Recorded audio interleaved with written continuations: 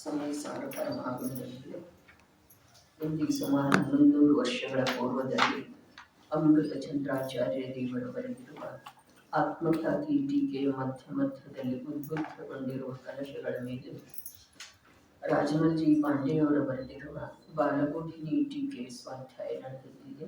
ಪುಣ್ಯ ಪಾಪ ಅಧಿಕಾರದ 10ನೆಯ ಮಂಗಲಮಯ ಕಲಶ. ಸಂನ್ಯಾಸವ್ಯಮಿದಂ ಸಮಸ್ತಮಪಿತ ಕರ್ಮೈವ ಮೋಕ್ಷಾರ್ಥಿನ ಸಂನ್ಯಸ್ತೆ ಸತಿ ತತ್ರ ಕಾಪಿಲ ಕಥಾ ಪುಣ್ಯಸ್ಯ ಪಾಪಸ್ಯ ವಾ ಸಂನ್ಯತ್ವಾದಿ ನಿಜ ಸ್ವಭಾವ ಭವನಾನ್ ಮೋಕ್ಷಸ್ಯ ಹೇತುರ್ಭವನ್ ನೈಷ್ಕರ್ಮ್ಯ ಪ್ರತಿಬದ್ಧಮೂರ್ಧತರಸಂ ಜ್ಞಾನಂ ಸ್ವಯಂ ಧಾವತಿ. ಮೋಕ್ಷಾರ್ಥಿನಾಂ ತತ್ ಇದಂ ಸಮಸ್ತಮಪಿ ಕರ್ಮ ಸಂನ್ಯಸ್ತವ್ಯಂ. ಸಕಲ ಕರ್ಮಕ್ಷಯ ಲಕ್ಷಣ ಮೋಕ್ಷ ಅತೀಂದ್ರಿಯ ಪದ. ಅದರಲ್ಲಿ ಯಾವ ಅನಂತ ಸುಖವನ್ನು ಉಪಾದೇಯವಾಗಿ ಅನುಭವಿಸುತ್ತಾರೆ ಅಂಥ ಜೀವರುಗಳ ಮೂಲಕ ಯಾವುದನ್ನು ಮೊದಲೇ ಹೇಳಲಾಗಿದೆ ಅದುವೇ ಕರ್ಮವು ಎಷ್ಟು ಶುಭಕ್ರಿಯೆ ರೂಪ, ಅಶುಭ ಕ್ರಿಯೆ ರೂಪ, ಅಂತರ್ಜಲ್ಪ ರೂಪ, ಬಹಿರ್ಜಲ್ಪ ರೂಪ ಇತ್ಯಾದಿ ಕರ್ತವ್ಯ ರೂಪ ಕ್ರಿಯೆಗಳು ಅಥವಾ ಜ್ಞಾನಾವರಣಾದಿ ಬುದ್ಧಿಗಳ ಪಿಂಡ, ಅಶುದ್ಧ ರಾಗಾದಿ ರೂಪ ಜೀವದ ಪರಿಣಾಮ, ಇಂಥ ಕರ್ಮಗಳು ಜೀವಸ್ವರೂಪದ ಘಾತ ಮಾಡುವಂಥವುಗಳೆಂದು ತಿಳಿದುಕೊಂಡು ಸಂಪೂರ್ಣ ತ್ಯಾಜ್ಯವಿದೆ. ಯಾವ ಪ್ರಕಾರ ಮೊದಲಿಗಂತೂ ಶುಭ ಕ್ರಿಯೆ ಆಮೂಲ ಚೂಲ್ ಅಂದ್ರ ಆದಿಯಿಂದ ಅಂತ್ಯದವರೆಗೆ ಸಮಗ್ರ ಎಲ್ಲ ಆಮೂಲ ಅಂದ್ರೆ ಮೂಲದಿಂದ ಹಿಡಿದು ತುದಿಯವರೆಗೆ ಎಲ್ಲ. ಚೂಲ್ ಅಂದ್ರ ತುದಿ, ಮೂಲ ಅಂದ್ರ ಬೇರೆ ವೃಕ್ಷದ ಬೇರೆದಿಂದ ಹಿಡಿದು ತುದಿಯವರೆಗೆ ಆಮೂಲ ಚೂಲ್ ಒಟ್ಟಿಗೆ ಎಲ್ಲ. ಈಗ ಎಲ್ಲವೂ ಏನದವು ಘಾತ ಮಾಡುವಂಥವ ಜೀವದ ಸ್ವಭಾವದ ಘಾತ, ಸ್ವರೂಪದ ಘಾತ. ಪ್ರಕಟೇನ ಸ್ವರೂಪ ಇದೆ ಜೀವದ, ಅದರ ಘಾತ ಮಾಡುವಂಥ ಮೊದಲ ಶುಭ ಕ್ರಿಯೆ ಹೇಳಿದ್ರು. ಆಮೇಲೆ ಕೊನೆಗೆ ರಾಗಾದಿ ರೂಪ ಅಶುದ್ಧ ಪರಿಣಾಮ ಜೀವ. ಅಂದ್ರೆ ಅದರಲ್ಲಿ ಮುಖ್ಯವಾಗಿ ಅವರಿಗೆ ಏನು ಹೇಳುವುದಿದೆ, ಧರ್ಮಕ್ಕೆ ಸಂಬಂಧಿಸಿದ ಯಾವ ಯಾವ ವ್ಯವಹಾರ ಇದೆಯೋ ಆ ವ್ಯವಹಾರದ ಅಭಿರುಚಿ ಏನಿದೆ ಅದು ಜೀವದ ಸ್ವರೂಪದ ಘಾತ ಮಾಡುವಂಥ. ಯಾವ ಯಾವ ವ್ಯವಹಾರ ಇದೆಯಲ್ಲ, ನಮಗೆ ನಿತ್ಯ ಸ್ವಾಧ್ಯಾಯದೊಳಗ ಆನಂದ ಇದೆಯೋ, ಶಾಂತಿ ಇದೆಯೋ, ಲಾಭ ಇದೆಯೋ, ಅಥವಾ ವಿಶೇಷವಾಗಿ ಆಯೋಜಿಸಿಕೊಂಡಿರುವಂಥ ಕಾರ್ಯಕ್ರಮದಲ್ಲಿ ಆನಂದ ಇದೆಯೋ, ಶಾಂತಿ ಇದೆಯೋ, ಏನಿದೆ ನಿಜವಾಗಿ ಯಾವುದರೊಳಗೆ ಎರಡು ವಿಭಾಗ ಹೇಳ್ತಾನೆ. ನಿತ್ಯ ಸ್ವಾಧ್ಯಾಯದ ಅಧಿಕ, ನಿತ್ಯ ಸ್ವಾಧ್ಯಾಯದೊಳಗೆ ಅಧಿಕ ಆನಂದ ಇದೆಯೋ, ಉತ್ಸಾಹ ಇದೆಯೋ, ಮೊದಲನೇ ಮಾತು. ಆಮೇಲೆ ವಿಶೇಷ ಏನು ಕಾರ್ಯಕ್ರಮ ಇರ್ತಾವೆ, ವಿಶೇಷ ಪರ್ವ ಇರಲಿ, ವಿಶೇಷ ಪೂಜೆ ಇರಲಿ, ವಿಶೇಷ ಪ್ರವಚನ ಇರಲಿ, ವಿಶೇಷ ವಕ್ತ ಇರಲಿ, ಅಲ್ಲಿ ಉತ್ಸಾಹ ಮತ್ತು ಆನಂದ ಅಧಿಕ ಇದೆ. ವಿಧಾನ ಇರಲಿ, ಪಂಚಕಲ್ಯಾಣ ಇರಲಿ, ಏನ್ ಬೇಕಾದಿರಲಿ, ಅಲ್ಲಿ ವಿಶೇಷ ಉತ್ಸಾಹ ಮತ್ತು ಆನಂದ ಅಲ್ಲಿದೆ, ನಿಲ್ಲಿದೆ, ಇಷ್ಟೇ ತಿಳ್ಕೊಳ್ಳೋದು. ಇನ್ನು ಉತ್ಸಾಹ ಆನಂದ ಅಲ್ಲಿ ಇದೆ, ಈ ಮಾತು ಸತ್ಯ ಇದ್ರೂ ಲಾಭ ಶಾಂತಿ ಎಲ್ಲಿದೆ? ಒಂದು ಏಕ ಪ್ರಕಾರದ ವಿಷಯ ನಡ್ಕೊಂಡು ಹೋಗ್ತಾ ಇತ್ತು ಅಂತಂದ್ರ ಅದರಲ್ಲಿ ಲಾಭ ಇದೆ, ಶಾಂತಿ ಇದೆ, ಅದರಲ್ಲಿ ಉತ್ಸಾಹ ಇದೆ, ಈ ಮಾತು ಸತ್ಯ. ಆನಂದ ಇದೆ, ಆ ಉತ್ಸಾಹ ಆನಂದ ಯಾವ ಕಾರಣದಿಂದ ಇದೆ? ಅದೊಂದಾಗಿ ಹೋಗ್ಲಿಲ್ಲ. ಯಾವ ಕಾರಣದಿಂದ ಇದೆ? ಇಂದ್ರಿಯ ವಿಷಯ, ಇಂದ್ರಿಯಗಳ ತಣಿತವ್ರೆ, ಅದರಲ್ಲಿ ಸಂತೋಷ. ಇಂದ್ರಿಯಗಳಿಗೆ ಯಾವುದರೊಳಗ ಮಜಾ ಬರ್ತಿದೆಯೋ ಅದರಲ್ಲಿ ಈ ಜೀವನಿಗೆ ಉತ್ಸಾಹ ಇದೆ. ನಿತ್ಯದ ಏನು ವಿಷಯ ಇದೆ ಬರೀ ವಾಚನ ರೂಪದ ಇದ್ರನು ಅದರೊಳಗೆ ಅಷ್ಟು ನಮಗೆ ಉತ್ಸಾಹ ಇರುವುದಿಲ್ಲ.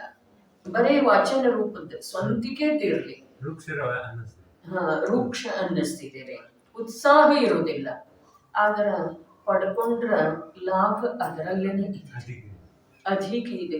ಅಧಿಕ ಅನ್ನೋದಕ್ಕಿಂತ ಲಾಭ ಅನ್ನೋದು ಮಾತನ್ನ ಅದರಲ್ಲಿ ಇದೆ.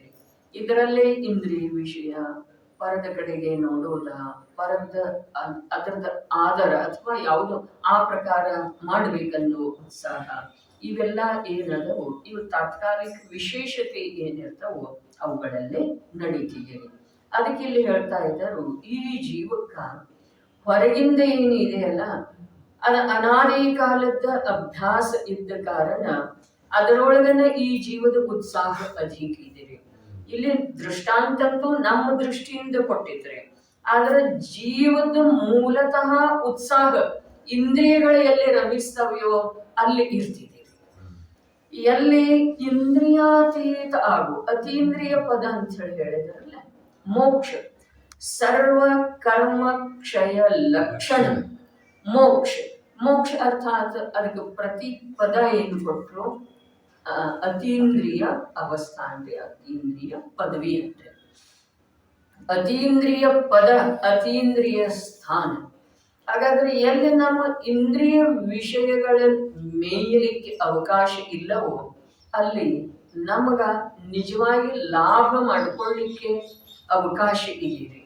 ಆದ್ರೆ ನಾವ ಇಂದ್ರಿಯಗಳನ್ನ ಮೇಯಿಸುವುದರೊಳಗನ ಅರ್ಥಾತ್ ಪುಷ್ಟ ಮಾಡುವುದರೊಳಗನ ಅನಾದಿ ಕಾಲದ ನಮ್ದು ರುಚಿ ಇದ್ದ ಕಾರಣ ನಮಗ ಅಲ್ಲೇ ಹಿತ ಅನ್ನಿಸ್ತಿದೆ. ಜೀವ ಮಾತ್ರದ ಮಾತು ಹೇಳ್ತಾ ಇದೆ ಅಂದ್ರೆ ದೃಷ್ಟಾಂತಂತೂ ಕೊಟ್ಟಿತು. ಪೂಜೆ ವಿಧಾನ, ಪಂಚಕಲ್ಯಾಣ, ಶಿಬಿರ, ಯಾತ್ರೆ, ಇದೆಲ್ಲ ದೃಷ್ಟಾಂತಂತೂ ನಮ್ಮ ಅಪೇಕ್ಷಾದಿಂದ ಕೊಟ್ಟಿತು. ಆದ್ರೆ ಸರ್ವಜೀವರುಗಳ ಅಪೇಕ್ಷಾದಿಂದ, ಸರ್ವಜೀವ ಯಾರ? ನಿಗೋದಿ ಜೀವದ ಮಾತು ಹೇಳ್ತಾ ಇಲ್ಲ, ವಿಕಲತ್ರಯದ ಮಾತು ಹೇಳ್ತಾ ಇಲ್ಲ, ಅಸಂಖ್ಯ ಮಾತು ಹೇಳ್ತಾ ಇಲ್ಲ. ಸರ್ವಜೀವ ಅರ್ಥಾತ್ ಮೂರು ಕಷಾಯ ಚೌಕಡಿ ಹೋದವ್ರದ್ದು ಕೂಡ ಅದು ಹೇಳೋದಿದೆ. ಸಂಜ್ಞಿ ಪಂಚೇಂದ್ರಿ ಕೂಡ ಮಿಥ್ಯಾದೃಷ್ಟಿ ಜೀವಕ್ಕಂತೂ ಇದರಲ್ಲೇ ಆನಂದ ಇದೆ, ಇದೇನು ಆಶ್ಚರ್ಯದ ಮಾತಲ್ರಿ. ಆದ್ರೆ ಸಮ್ಯಕ್ ದೃಷ್ಟಿ ಚತುರ್ಥ ಗುಣಸ್ಥಾನಾವರ್ತಿಗೆ ಕೂಡ, ಪಂಚಮ ಗುಣಸ್ಥಾನಾವರ್ತಿಗೆ ಕೂಡ ಹೆಚ್ಚೇನು ಹೇಳೋದ, ಮಹಾಮುನಿ ಅವಸ್ಥೆ ಧಾರಣ ಮಾಡಿರುವಂಥವ್ರಿಗೆ ಕೂಡ ಆ ಪ್ರಕಾರದ ಉತ್ಸಾಹ ಇರುವುದರಿಂದನ ಅವರು ತೀರ್ಥ ವಂದನ ಸಲುವಾಗಿ ಗಮನ ಮಾಡ್ತಾರೆ, ಸಮವಸರಣಾದಿಗಳಿಗೆ ಹೋಗ್ತಾರೆ. ಆದ್ರ ಅಂತರಂಗದೊಳಗ ಮೂರು ಕಷಾಯ ಚೌಕಡಿಯ ಅಭಾವ ರೂಪದ ಪವಿತ್ರತೆ ಇರುವ ಕಾರಣನ ಸಮವಸರಣದೊಳಗೆ ಹೋದರನು ಕೂಡ ಅಧಿಕ ಸಮಯ ಅಲ್ಲಿ ಮೋಸ ಹೋಗೋದಿಲ್ಲ. ಅಂಥದೇ ಶುದ್ಧಾತ್ಮ ಯಾವಲ್ಲಿ ಪ್ರಕಟ ಇದ್ದಾನಲ್ಲ, ಚೈತನ್ಯ ಜ್ಯೋತಿ ಅರಹಂತ ಅವಸ್ಥೆಯೊಳಗ ರಾರಾಜಿಸ್ತಾ ಇದ್ದಾನಲ್ಲ, ಅಂಥ ತ್ರಿಕಾಲಿ ಸ್ವರೂಪ ತಾನಿರುವುದರ ಪ್ರಜ್ಞೆ ತಕ್ಷಣ ಮೂಡಿ ಆ ಶುದ್ಧ ಸ್ವಭಾವದೊಳಗನ ಅವರ ಉದ್ಯಮ ಇನ್ನಷ್ಟು ಅಧಿಕ ಆಗ್ತಿದೆ. ಮತ್ತು ಅದರಿಂದ ಅವರಿಗೆ ಕೇವಲ ಜ್ಞಾನ ಆಗುವವರೆಗೆ ಕೂಡ ಪುರುಷಾರ್ಥ ಆಗುವ ಸಾಧ್ಯತೆ ಇದೆ. ಅಂದ್ರ ಅವ್ರ ಗಮನ ಮಾಡ್ತಾರೋ, ಸಮವಸರಣಕ್ಕೆ ಹೋಗ್ತಾರೆ, ತೀರ್ಥ ವಂದನಾದ ಭಾವ ಇರ್ತಿದೆ. ಅದು ಏನು ಹೇಳ್ತಾ ಇದೆ, ಅದು ಅನಾದಿ ಕಾಲೀನ ರುಚಿಯ ಅನುಸಾರ ಪ್ರವೃತ್ತಿ. ಆದ್ರ ಅಲ್ಲಿ ಹೋದ ನಂತರ ಅವರು ಮೈ ಮರೆಯುವುದಿಲ್ಲ, ಇದು ಅವ್ರದ್ದು ವಿಶೇಷತೆ. ಅಜ್ಞಾನಿ ಜೀವಂತೂ ಮೈ ಮರಿತಾನೆ, ಅವನಿಗೆ ಅನಾದಿ ಕಾಲದ ಬಾಹ್ಯದನ ರುಚಿ ಇದೆ. ಆ ಬಾಹ್ಯದೊಳಗನ ಇದು ಒಳ್ಳೆಯದ, ಇದು ಲಾಭದಾಯಕ, ಇದರಿಂದ ಹಾನಿ ಇದೆ, ಇದನ್ನ ನಾನು ಮಾಡ್ಲಿಕ್ಕೆ ಯೋಗ್ಯ ಇದೆ ಅಂತ ಹೇಳಿ ಸಂಸಾರಕ್ಕೆ ಸಂಬಂಧಿಸಿದ ಕಾರ್ಯಗಳಲ್ಲಿ ಎರಡು ಭೇದ ಮಾಡಿದಂತೆ, ಬಂಧ ರೂಪದ ಪರಿಣಾಮಗಳಲ್ಲಿ ಎರಡು ಭೇದ ಮಾಡಿದಂತೆ. ಒಂದು ಶುಭ, ಇನ್ನೊಂದು ಅಶುಭರೇ. ಶುಭ ಯಾವ್ದ? ಇವೆಲ್ಲ ಅದಾವಲ್ಲ, ಇವು ಶುಭ ಅದಾವು. ಗ್ರಂಥದ ವಿಮೋಚನೆ, ಗ್ರಂಥ ವಿತರಣೆ, ಸಾಧರ್ಮಿಗಳಿಗೆ ಭೋಜನ ಮಾಡಿಸೋದ, ಇವೆಲ್ಲ ಏನದವ್ರಿ, ಇವೆಲ್ಲ ಏನದವ ಬಾಹ್ಯದ ಕಾರ್ಯ ಅದಾವ. ಆದ್ರೆ ಇವನಿಗೆ ಆ ಸಂಸಾರದ್ದು ಯಾವ ಕಾರ್ಯ, ಮನೆ ಭೋಗಕ್ಕೆ ಸಂಬಂಧಿಸಿದ್ದು, ಪರಿವಾರಕ್ಕೆ ಸಂಬಂಧಿಸಿದ್ದು ಕಾರ್ಯ ಅದಾವಲ್ಲ, ಅವುಗಳಿಗಿಂತ ಇವು ಶ್ರೇಷ್ಠ ಅನ್ನಿಸ್ತಿದೆ ರೀ. ಆದ್ರೆ ವಾಸ್ತವದಲ್ಲಿ ಶ್ರೇಷ್ಠ ಇಲ್ಲ. ಯಾಕೆ ಅಂತಂದ್ರೆ ಬಂಧದ ಕಾರಣನ ಇದಾವಲ್ಲ, ಬಂಧದ ಕಾರಣ ಇರುವುದರಿಂದ ಶ್ರೇಷ್ಠ ಇಲ್ಲ. ಮತ್ತ ಅಲ್ಲಿ ಯಾವುದೋ ಕೇವಲ ವರ್ತಮಾನ ಶರೀರಕ್ಕೆ ಸಂಬಂಧಿಸಿದ ಹಾಗೆ ಆ ಎಲ್ಲಾ ಕಾರ್ಯಗಳು ಇರುವುದರಿಂದ ಅವು ಅಶುಭ ಇದಾವೆ. ಈ ಮಾತಂತೂ ಸತ್ಯ ಇದೆ. ಇವು ಶುಭ ಇದಾವೆ. ಇಲ್ಲಿ ಆತ್ಮನ ಮುಖ್ಯತೆ ಇದೆ, ಧರ್ಮದ ಮುಖ್ಯತೆ ಇದೆ, ಜಿನವಾಣಿಯ ಮುಖ್ಯತೆ ಇದೆ, ಜಿನದೇವನ ಮುಖ್ಯತೆ ಇದೆ. ಆ ಅಪೇಕ್ಷಾದಿಂದ ಅವೆಲ್ಲ ಅಶುಭ. ಅವು ಕೇವಲ ಶರೀರ ಮತ್ತು ಇಹಲೋಕಕ್ಕೆ ಸಂಬಂಧಿಸಿದ್ದು. ಇವು ವಾಸ್ತವಿಕತೆಯ ಕಡೆಗೆ ಹೋಗುವ ಸಲುವಾಗಿ ಅನುಕೂಲ ಅದಾವ ಅಂತೇಳಿ ಅವುಗಳಲ್ಲೇ ಇವುಗಳಲ್ಲೇ ವ್ಯತ್ಯಾಸ ಅಂತೂ ಮಹದಂತರ ಇದೆ, ಮಹಾನ ವ್ಯತ್ಯಾಸ ಇದೆ. ಆದ್ರ ಆ ವ್ಯತ್ಯಾಸ ಕೇವಲ ಸಂಸಾರ ಸಾಪೇಕ್ಷಣೆ ಇದೆ ರೀ. ನೆರಳು ಬಿಸಿಲುಗಳಲ್ಲಿ ನಿಂತ ಜನ ಸುಖ ದುಃಖ ಪಡಿ. ನೆರಳಿನೊಳಗೆ ನಿಂತಿರುವಂತಹ ಮನುಷ್ಯ ಬಿಸಿಲಿನಲ್ಲಿ ನಿಂತಿರುವಂತಹ ಮನುಷ್ಯನ ಅಪೇಕ್ಷಾದಿಂದ ಸುಖಿ ಇದ್ದಾನೆ. ಮನೆಯಲ್ಲಿರುವಂತಹ ಮನುಷ್ಯ, ವೃಕ್ಷದ ನೆರಳಿನೊಳಗಿರುವಂತಹ ಮನುಷ್ಯ, ಬಿಸಿಲಿನಲ್ಲಿ ಗಮನ ಮಾಡ್ತಾ ಇರುವಂತಹ ಮನುಷ್ಯ, ಇವರಿಬ್ಬರನ್ನ ನೋಡಿದ ನಂತರ ಏನಿದೆ, ನೆರಳಿನಲ್ಲಿ ನಿಂತಿರುವಂತಹ ಸುಖಿ ಅದಂತೆ. ಆದ್ರೆ ಮನೆಯಲ್ಲಿ ಯಾವ ನಿಶ್ಚಿಂತ ಅದನ್ನು ಅವನಷ್ಟೇನು ಸುಖಿ ಇಲ್ಲ.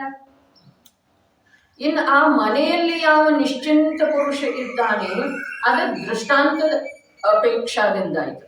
ಆದ್ರೆ ಇಲ್ಲಿ ದಾಷ್ಟಾಂತದೊಳಗ ಇಂದ್ರಿಯಗಳ ಮಾಧ್ಯಮದಿಂದ ನೋಡ್ರಿ, ಟಿವಿ ನೋಡೋದ ಮತ್ತ ಭಗವಂತನ ದರ್ಶನ ಮಾಡೋದ, ಇದ್ರೊಳಗೆ ವ್ಯತ್ಯಾಸ ಇದೆ ಏನಿಲ್ಲ, ಬಹಳಷ್ಟು ವ್ಯತ್ಯಾಸ ಇದೆ. ಆದ್ರ ಭಗವಂತನ ದರ್ಶನ ಮಾಡೋದ ಮತ್ತೆ ಟಿವಿ ನೋಡೋದ, ಇವು ಎರಡು ಬಂಧದ ಅಪೇಕ್ಷಾದಿಂದ ಸಮಾನದವ್ರೆ. ಅರ್ಥಾತ್ ಇಂದ್ರಿಯದ ಅವಲಂಬನೆ ಇದೆ. ಈ ಚೈತನ್ಯ ಸ್ವರೂಪಿ ಆತ್ಮನಿಗೆ ಚಕ್ಷು ಇಂದ್ರಿಯದ ಅವಲಂಬನೆ ಇದೆ. ಎಲ್ಲಿಯವರೆಗೆ ಯಾವ ಇಂದ್ರಿಯದ ಅವಲಂಬನೆ ಇದೆಯೋ ಅಲ್ಲಿಯವರೆಗೆ ಬಂಧದ ನಿರೋಧ ರೂಪ ಆತ್ಮನ ಅವಲಂಬನೆ ಅಥವಾ ಅತೀಂದ್ರಿಯ ಮಹಾಪದಾರ್ಥದ ಅವಲಂಬನೆ ಸಂಭವ ಇಲ್ಲ. ಅಲ್ಲೇ ಅವನಿಗೆ ರುಚಿ ಬರ್ತಿತ್ತು. ಅದೇ ಟಿವಿ ನೋಡೋದಿಲ್ಲ ಅಂತ ಹೇಳಿ ವ್ರತ ತಗೊಂಡಿದಂತೆ. ಆದ್ರೆ ದೇವದರ್ಶನದೊಳಗ ಅವನಿಗೆ ಉತ್ಸಾಹ ಇದೆ, ನಾನು ಯೋಗ್ಯ ಕಾರ್ಯ ಮಾಡ್ತಾ ಇದ್ದೇನೆ ಅನ್ನುವ ಮಿಥ್ಯಾ ಮನ್ನಣೆ. ಹೀಗಿದ್ದ ಕಾರಣ ಆ ಮಿಥ್ಯಾತ್ವದಿಂದ ಅನಂತ ಸಂಸಾರ ಆಗ್ತಾ ಇದೆ. ಇಂದ್ರಿಯದ ವಿಷಯ ಅರ್ಥಾತ್ ಇಂದ್ರಿಯದ ಅವಲಂಬನೆ ತಗೊಂಡು ಏನು ಸಂತೋಷದ ಅನುಭವ ಮಾಡ್ತಾ ಇದ್ದಾನೆ, ಅಲ್ಲಿ ಬಂಧ ಆಗ್ತಾ ಇದೆ. ಅನಂತ ಸಂಸಾರನೂ ಇದೆ, ಬಂಧನೂ ಇದೆ. ಅನಂತ ಸಂಸಾರದ ಅರ್ಥ ಈ ಜೀವದ ಪರಿಣಾಮದೊಳಗ ಸ್ವಭಾವದ ವಿರೋಧ ಇದೆ. ಈಗೇನ ಆ ನಿನ್ನೆ ಗ್ರಂಥ ಬಂತು, ಅದರಲ್ಲಿ ಸಮಂತಭದ್ರ ಆಚಾರ್ಯ ದೇವರದ ಶಬ್ದ ಪ್ರಯೋಗ ಹೀಗಿದೆ: ಪ್ರಭು ತಮ್ಮ ಮತದ ದ್ವೇಷಿ, ವಿದ್ವೇಷಿ ಅಂತ ಹೇಳಿ ಹೇಳ್ತಾರೆ. ಅವರ ಮತದ ದ್ವೇಷ ಮಾಡೋದು ಯಾರಿಗೂ ಅಭಿಪ್ರಾಯ ಇರುವುದಿಲ್ರಿ. ಆದ್ರೆ ಇನ್ನೊಂದು ಮತದೊಳಗೆ ರುಚಿ ಇರುವುದೇ ಈ ಅನೇಕಾಂತ ಮತದ ದ್ವೇಷ ಇದೆ. ಅದೇ ಪ್ರಕಾರ ಭಗವಂತನಲ್ಲೇ ಆಸಕ್ತ ಇರೋದು, ಭಗವಂತನ ದರ್ಶನದೊಳಗ, ಭಗವಂತನ ವಾಣಿಯ ಶ್ರವಣ ವಾಚನದೊಳಗ ರುಚಿ, ನಿತ್ಯ ರುಚಿ ಅಧಿಕ ಬರೋದೇನಿದೆ ಅದು ಸ್ವರೂಪದ ಕುರಿತು ವಿದ್ವೇಷ ಇದೆ. ತಿಳಿತೇನಿಲ್ರಿ? ಬಂಧ ಮಾರ್ಗದೊಳಗ ಕೇವಲ ಬಂಧ ಸಾಪೇಕ್ಷೆ ನೋಡಿದ್ರೆ ಎರಡು ವಿಧ ಇದೆ. ಆದ್ರ ಬಂಧದ ಕಾರಣ, ಬಂಧದ ರಸ, ಬಂಧದ ಅನುಭಾಗ ಇವೆಲ್ಲವುಗಳ ಅಪೇಕ್ಷಾದಿಂದ ನೋಡಿದ್ರೆ ಸಮಾನತೆ ಇದೆ. ಆತ್ಮ ಕಲ್ಯಾಣದ ಮಾರ್ಗ ಶುಭಾಶುಭದಿಂದ ಬೇರೆ ಇದೆ. ಶುಭ ಏನಿದೆ ಅದು ಅಶುಭದ ಅಪೇಕ್ಷೆಯಿಂದ ಮಾತ್ರ ಅವಲೋಕನೆ ಮಾಡಿದ್ರ ಅದಕ್ಕೆ ಶ್ರೇಷ್ಠತೆ ಪ್ರಾಪ್ತ ಆಗ್ತಿದೆ. ಆದ್ರೆ ಬಂಧ ನಿರೋಧದ ಅಪೇಕ್ಷಾದಿಂದ, ಆತ್ಮನ ನಿರಾಕುಲ ಶಾಂತಿಯ ಅಪೇಕ್ಷಾದಿಂದ, ಆತ್ಮನ ಪರಾಧೀನತೆಯಿಂದ ಆತ್ಮನನ್ನು ಬಿಡಿಸುವ ಉದ್ದೇಶ ಇರುವಂತವರಿಗೆ ಅದೇನಿದೆ ಶುಭ ಅಶುಭದ ಹಾಗಿನ ತ್ಯಾಗ. ತಿಳಿತಂದ್ರೆ ಇಲ್ಲಿ ಜೀವದ ಅಶುದ್ಧ ಪರಿಣಾಮ ರಾಗ ಅಂತ ಹೇಳಿ ಕೊನೆಗೆ ಹೇಳಿದ್ರು. ಮೊದಲು ಹೇಳಿದ್ರು ಶುಭ ಕ್ರಿಯೆ. ಶುಭ ಕ್ರಿಯೆ ಏನಿದೆ, ಅಶುಭ ಕ್ರಿಯೆಯ ಅಪೇಕ್ಷಾದಿಂದ ಒಳ್ಳೇದಿದೆ. ಹಿಂಸಾ, ಸತ್ಯ, ಚೋರಿ, ಕುಶೀಲ, ಪರಿಗ್ರಹ ಈ ಪಾಪದೊಳಗ ಪ್ರವೃತ್ತ ಪ್ರವೃತ್ತಿ ಯಾವ ಜೀವ ಮಾಡ್ತಾ ಇದ್ದಾನೋ ಆ ಜೀವದ ಅಪೇಕ್ಷಾದಿಂದ ಅಹಿಂಸೆ, ಸತ್ಯ, ಅಚೌರ್ಯ, ಬ್ರಹ್ಮಚರ್ಯ, ಪರಿಗ್ರಹದ ಪ್ರಮಾಣ ಮಾಡಿರುವಂತಹ ಯಾವ ವ್ಯಕ್ತಿ ಅದನ್ನು ಅವ ಮಹಾನ ಸಜ್ಜನ ಅದನ್ನು ಅವ ಬೇರೆನೇ ಆಗನ್ರಿ. ಹೌದು ಅಥವಾ ಇಲ್ಲ? ಹಿಂಸಾ, ಸತ್ಯ, ಚೌರಿ, ಕುಶೀಲ, ಪರಿಗ್ರಹದೊಳಗೆ ಯಾವ ತನ್ಮಯ ಅದನ್ನು ಅವನ ಅಪೇಕ್ಷಾದಿಂದ ಅವ ಬಹಳ ಶ್ರೇಷ್ಠ ಅದನ್ರಿ. ಆದ್ರ ಅವನನ್ನ ನೋಡಿ ಇವ ಶ್ರೇಷ್ಠ ಆಗೋದ್ರೊಳಗ ಇವನ ನಿಜವಾದ ಲಾಭ ಇಲ್ಲ. ತಿಳಿತಿದೆ ಅಂದ್ರೆ ಅವನನ್ನ ನೋಡಿ ನೀನ್ ತನ್ನನ್ನ ತಾನು ಶ್ರೇಷ್ಠ ಅಂತ ಹೇಳಿ ತಿಳ್ಕೊಳ್ಳುವುದರೊಳಗ, ಕೃತಕೃತ್ಯತೆ ಮನ್ನಿಸುವುದರೊಳಗ ಅವನದ ಲಾಭ ಇಲ್ಲ. ಅದರ ಸಲುವಾಗಿ ಶುಭ ಕ್ರಿಯೆ ಏನಿದೆ ಆ ಶುಭ ಕ್ರಿಯೆಯೊಳಗ ನಿನಗ ಲಾಭ ಇಲ್ಲ, ನಿನ್ನ ಘಾತ ಮಾಡುವಂಥದ್ದು ಇದೆ. ಮೊದಲನೇ ವಚನ ಶುಭ ಕ್ರಿಯೆ ನಿನ್ನ ಘಾತ ಮಾಡುವಂಥದ್ದಿದೆ. ಹೇಗ ಘಾತ ಮಾಡ್ತಿದೆ ಅಂತ ಹೇಳಿ ಸಂದೇಹ ಬಂತು. ಅಶುಭ ಕ್ರಿಯೆ ಹೇಗ ಘಾತ ಮಾಡ್ತಿದೆಲ್ಲ ಹಾಗೆ ಇಲ್ಲಿ ಅರ್ಥ ಬೇರೆ ಅಣ್ಣ ವಿಜಯಣ್ಣ. ಶುಭ ಕ್ರಿಯೆ ಏನಿದೆ ಅದು ನಿನ್ನ ಸ್ವರೂಪದ ಘಾತ ಮಾಡುವಂಥದ್ದಿದೆ. ಅರೆ ಸ್ವರೂಪದ ಘಾತ ಅದ್ ಹೇಗ ಮಾಡ್ತಿದೆ, ಅಶುಭ ಕ್ರಿಯೆ ಹೇಗ ಮಾಡ್ತಿದೆಯಲ್ಲಪ್ಪ ಹಾಗೆ ಮುಗಿತೇನಿಲ್ರಿ ವಿಷಯ. ಅವನು ಜಿಜ್ಞಾಸುವಿನಲ್ಲಿ ಯಾವ ಪ್ರಕಾರದ ಜಿಜ್ಞಾಸೆ ಇದೆ, ಅವನು ಉತ್ತರಿಸುವವನಲ್ಲಿ ಯಾವ ಪ್ರಕಾರದ ಯಥಾರ್ಥತೆ ಇದೆ, ಇದನ್ನ ತಿಳ್ಕೊಳ್ಬೇಕಾದ್ರೆ ನಾವು ಎರಡರೊಳಗೆ ಯಾವ್ದಾದ್ರೂ ಒಂದು ಪಕ್ಷದೊಳಗೆ ಬಂದು ಬಿಡ್ಬೇಕು. ಉತ್ತರಿಸುವಂತಹ ಪಕ್ಷದೊಳಗರೆ, ಜಿಜ್ಞಾಸುವಿನ ಪಕ್ಷದೊಳಗರೆ. ಕೊನೆಗೇನಿದೆ, ಸ್ವರೂಪದ ಜೀವ ಸ್ವರೂಪದ ಘಾತ ಮಾಡುವಂಥವದು ಯಾವ ಯಾವ ಶುಭ ಕ್ರಿಯೆ. ಇವನಿಗೆ ಆಶ್ಚರ್ಯ ಆಯ್ತು, ಶುಭ ಕ್ರಿಯೆ ಹೇಗೆ ಜೀವದ ಘಾತ ಮಾಡ್ತಿದೆ, ಜೀವದ ಸ್ವರೂಪದ ಘಾತ ಮಾಡ್ತಿದೆ ಅಂಥೇಳಿ ಇವನಿಗೆ ಆಶ್ಚರ್ಯ ಆಗ್ತಾ ಇದ್ದ ಹಾಗೆ ಪ್ರಶ್ನೆ ಮಾಡಿದ ನಂತರ ಹೇಗ ಅಂತ ಹೇಳಿ ಹೇಳಿದ ನಂತರ ಅವ್ರ ಸರಳ ಉತ್ತರ ಒಂದೇ ಹೇಳಿದ್ರು, ಅಶುಭ ಕ್ರಿಯೆ ಜೀವದ ಘಾತ ಮಾಡ್ತಿದೆ ಏನಿಲ್ಲ, ಜೀವದ ಸ್ವರೂಪದ ಘಾತ ಮಾಡ್ತಿದೆ ಏನಿಲ್ಲ ಹಾಗೆ. ಹಾಗಾದ್ರೆ ಆ ಪ್ರಕಾರ ಸಂದೇಹ ಬರುವಂತವನ ಭೂಮಿಕಾ ಎಷ್ಟು ಮೇಲಿಂದ ಇದೆ, ಅಥವಾ ಪ್ರಾರಂಭದಲ್ಲೇ ಇದ್ರೂ ಕೂಡ ಅವನು ವಿಚಾರದ ಸಲುವಾಗಿ ಎಷ್ಟು ಸಾವಧಾನ ಇದ್ದಾನೆ, ಇದನ್ನ ತಿಳ್ಕೊಳ್ಬೇಕಾಗೋದ್ರೆ ನಿನ್ನೆ ಪಂಚಮಹಾವ್ರತ ಬಗ್ಗೆ ಅಪ್ಪಾಜಿದ ಚರ್ಚೆ ಬಂದರೆ ಯಾವ ಅಹಿಂಸಾ ಮಹಾವ್ರತ ಇದೆ ಅದು ಕೂಡ ದೇಶವ್ರತನೇ ಇದೆ ಅಂತ ಹೇಳಿ ಹೇಳಿದರು.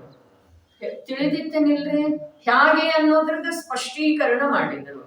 ಯಾವ ಜೀವಕ್ಕೆ ಯಾವುದೇ ಪ್ರಕಾರದಿಂದ ನಾನು ಬಾಧೆ ತಗಲಿಸುವುದಿಲ್ಲ ಅನ್ನುವ ಯಾವ ಭಾವ ಇದೆಯಲ್ಲ ಆ ಭಾವದೊಳಗ ಇನ್ನೊಂದು ಜೀವಕ್ಕೆ ನಾನು ಸುರಕ್ಷೆ ಮಾಡ್ತೇನೆ ಅಥವಾ ಇನ್ನೊಂದು ಜೀವಕ್ಕೆ ಬಾಧೆ ಕೊಡುವುದಿಲ್ಲ. ಹಿಂಸೆಯ ತ್ಯಾಗ ಮತ್ತು ಅಹಿಂಸೆಯ ಗ್ರಹಣ ತಿಳಿತೇನಿಲ್ರಿ, ಅಲ್ಲಿ ಎರಡದವು. ಅಸತ್ಯ ವಚನದ ತ್ಯಾಗ ಮತ್ತು ಸತ್ಯ ವಚನದ ಗ್ರಹಣ. ಅಂದ್ರೆ ಸತ್ಯ ವಚನದ ಗ್ರಹಣ ಏನಿದೆ ಅದು ಕೂಡ ಮಹಾವ್ರತ ಆಗುವುದಿಲ್ಲ, ಅದು ಕೂಡ ಅನುವ್ರತನ ಆಗ್ತಿದೆ. ಯಾಕೆ ಅಂತಂದ್ರ ಅಲ್ಲಿ ಪ್ರವೃತ್ತಿ ಇದೆ, ಮಾತಾಡ್ರೆ ಸತ್ಯವನ್ನೇ ಮಾತಾಡೋದು. ಆದ್ರೆ ಮಾತಾಡೋ ಭಾವ ಇದೆಯಲ್ಲ, ಸತ್ಯವನ್ನೇ ಮಾತಾಡೋ ಭಾವ ಇದೆಯಲ್ಲ, ಅದು ಪ್ರವೃತ್ತಿ ಇದೆ, ಸಂಪೂರ್ಣ ನಿವೃತ್ತಿ ಆಗ್ಲಿಲ್ಲ, ಮಹಾವ್ರತ ಆಗ್ಲಿಲ್ಲ. ಹಾಗಾದ್ರೆ ಮಹಾವ್ರತ ಯಾವ್ದಿದೆ, ಛಡಾಲದೊಳಗನು ಬಂತು. ನಿರುತ ಚಿತ್ ಸ್ವರೂಪ ಆತ್ಮನೊಳಗ ನಿಮಗ್ನ ಇರೋದೇನಿದೆ ಅದು ಮಹಾವ್ರತ. 6ನೇ ಗುರಾಣಿ 1ನೇ ಶ್ಲೋಕದೊಳಗೆ ಬಂತು. ಆ ಪೊನ್ನೂರು ಪ್ರಭೆ ನಿನ್ನೆ ವಿವೇಚನೆಯೊಳಗೆ ಏನು ಬಂತು, ಶುದ್ಧಾತ್ಮನ ಸಂವೇದನ ಲಕ್ಷಣ ರೂಪ ಯಾವ ಶುದ್ಧೋಪಯೋಗಿದೆಯೋ ಅದು ಮಹಾವ್ರತ ಇದೆ. ಮಹಾವ್ರತ ಅನುವ್ರತ ಯಾವ್ದ, ಅಂಶ ಮಾತ್ರ ಕೂಡ ಹಿಂಸೆಯ ಭಾವ ತಲೆದೋರದೇ ಇರೋದು. ಆದ್ರೆ ಅಹಿಂಸೆಯ ಭಾವ ಇದೆಯಲ್ಲ, ಜೀವದ ಕುರಿತು ದಯೆಯ ಭಾವ ಇದೆಯೋ ಅಥವಾ ಇಲ್ಲದೆ, ಆ ದಯೆಯ ಭಾವ ಏನಿದೆ ಅದು ತನಗ ಲಾಭದಾಯಕ ಇದೆಯೋ ಅಥವಾ ಎಲ್ಲಿಲ್ಲೇ ಶಲ್ಯ ರೂಪ ಇದೆಯದ, ಅಕುಲತಾ ರೂಪ ಇದೆ, ಇದು ಶುದ್ಧ ಅಧ್ಯಾತ್ಮ ಇದೆ. ಇದರ ಚರ್ಚೆಯನ್ನ ಮಾಡೋದು, ಈ ವಿಷಯವನ್ನ ತಿಳ್ಕೊಳ್ಳೋದು ನಮ್ಮ ಈ ಭೂಮಿಕೆಗೆ ಅವಶ್ಯಕ ಇದೆ. ಶುದ್ಧ ಅಧ್ಯಾತ್ಮ ಇದೆ, ಜೀವದ ಮೇಲೆ ದಯಾ ಮಾಡುವ ಭಾವ ಇದ. ನನಗ ಬಂಧದ ನಿರೋಧ ಮಾಡ್ತೀರಿ ಅಥವಾ ಶುಭ ಕರ್ಮದ ಬಂಧ ಮಾಡ್ತಿದ್ದೀರಿ? ಶುಭ ಕರ್ಮದ ಬಂಧ ಮಾಡ್ತಿದ್ದೀರಿ. ಹಾಗಾದ್ರೆ ಇಲ್ಲಿ ರಾಗಭಾವನೆ ಇದ್ರಲ್ಲ, ಅದಕ್ಕೆ ಕೊನೆಗೆ ಹೇಳಿದ್ರು ರಾಗಾದಿ ಅಶುದ್ಧ ರಾಗಾದಿ ರೂಪ ಜೀವದ ಪರಿಣಾಮ ಅಂತ ಹೇಳಿ. ಮೊದಲು ಹೇಳಿದ್ರು ಶುಭ ಕ್ರಿಯೆ ಅಂತ ಹೇಳಿ, ಕ್ರಿಯೆ ಅಂದ್ರೆ ಮನೋವಚನ ಕಾಯದ ಕ್ರಿಯೆ ಅಂತ ಹೇಳಿ ಅರ್ಥ ಮಾಡ್ತಾನೆ ಇವ. ಆಯ್ತು ಮಾಡ್ಲಿ, ಆದ್ರ ಅದು ಯಾಗ ತ್ಯಾಗ ಯೋಗಿ ಇದೆ? ಪ್ರತ್ಯಕ್ಷ ಆರಂಭಾದಿ ಕ್ರಿಯೆಯಲ್ಲಿ ಪ್ರವರ್ತನೆ ಮಾಡೋದ ಮತ್ತು ಆರಂಭ ತ್ಯಾಗ ಧ್ಯಾನ ಮುದ್ರೆಯೊಳಗೂ ಕೂಡೋದ, ಇವು ಎರಡರಲ್ಲೇ ಏನು ವ್ಯತ್ಯಾಸ ಇದೆ ಹೇಳ್ರಿ. ಆರಂಭಾದಿ ಕ್ರಿಯೆ ಮಾಡೋದು, ಗುಡಿಸುವ, ಪಾತ್ರೆ ತೊಳೆಯುವ, ನೀರು ಶೋಧಿಸುವ, ಅಡುಗೆ ಮಾಡುವ, ಇವೆಲ್ಲ ಆರಂಭ ಕ್ರಿಯೆಗಳನ್ನ ಮಾಡುವುದು. ಅಥವಾ ಯಾವ ಅಲ್ಲೆಲ್ಲ ಪರಿಶೋಧನೆ ಮಾಡೇನೆ ಮಾಡ್ತಾ ಇದ್ದಂತೆ, ಆದ್ರೂ ಕೂಡ ಹಿಂಸೆ ಅನಿವಾರ್ಯ ಇದೆ. ಹೌದು ಅಥವಾ ಇಲ್ಲ?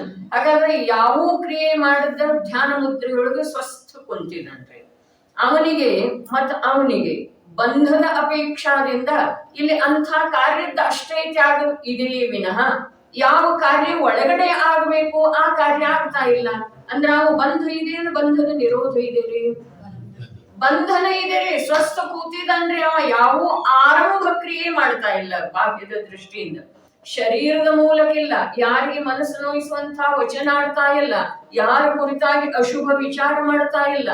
ವಿಚಾರ ಮಾಡಿದ್ರ ಯಾವ ಜೀವದ ಹಿಂಸೆ ನನ್ನಿಂದ ಆಗ್ತಾ ಇಲ್ಲ ಅನ್ನೋ ವಿಚಾರ ಮಾಡ್ತಾ ಇದ್ದಾನೆ.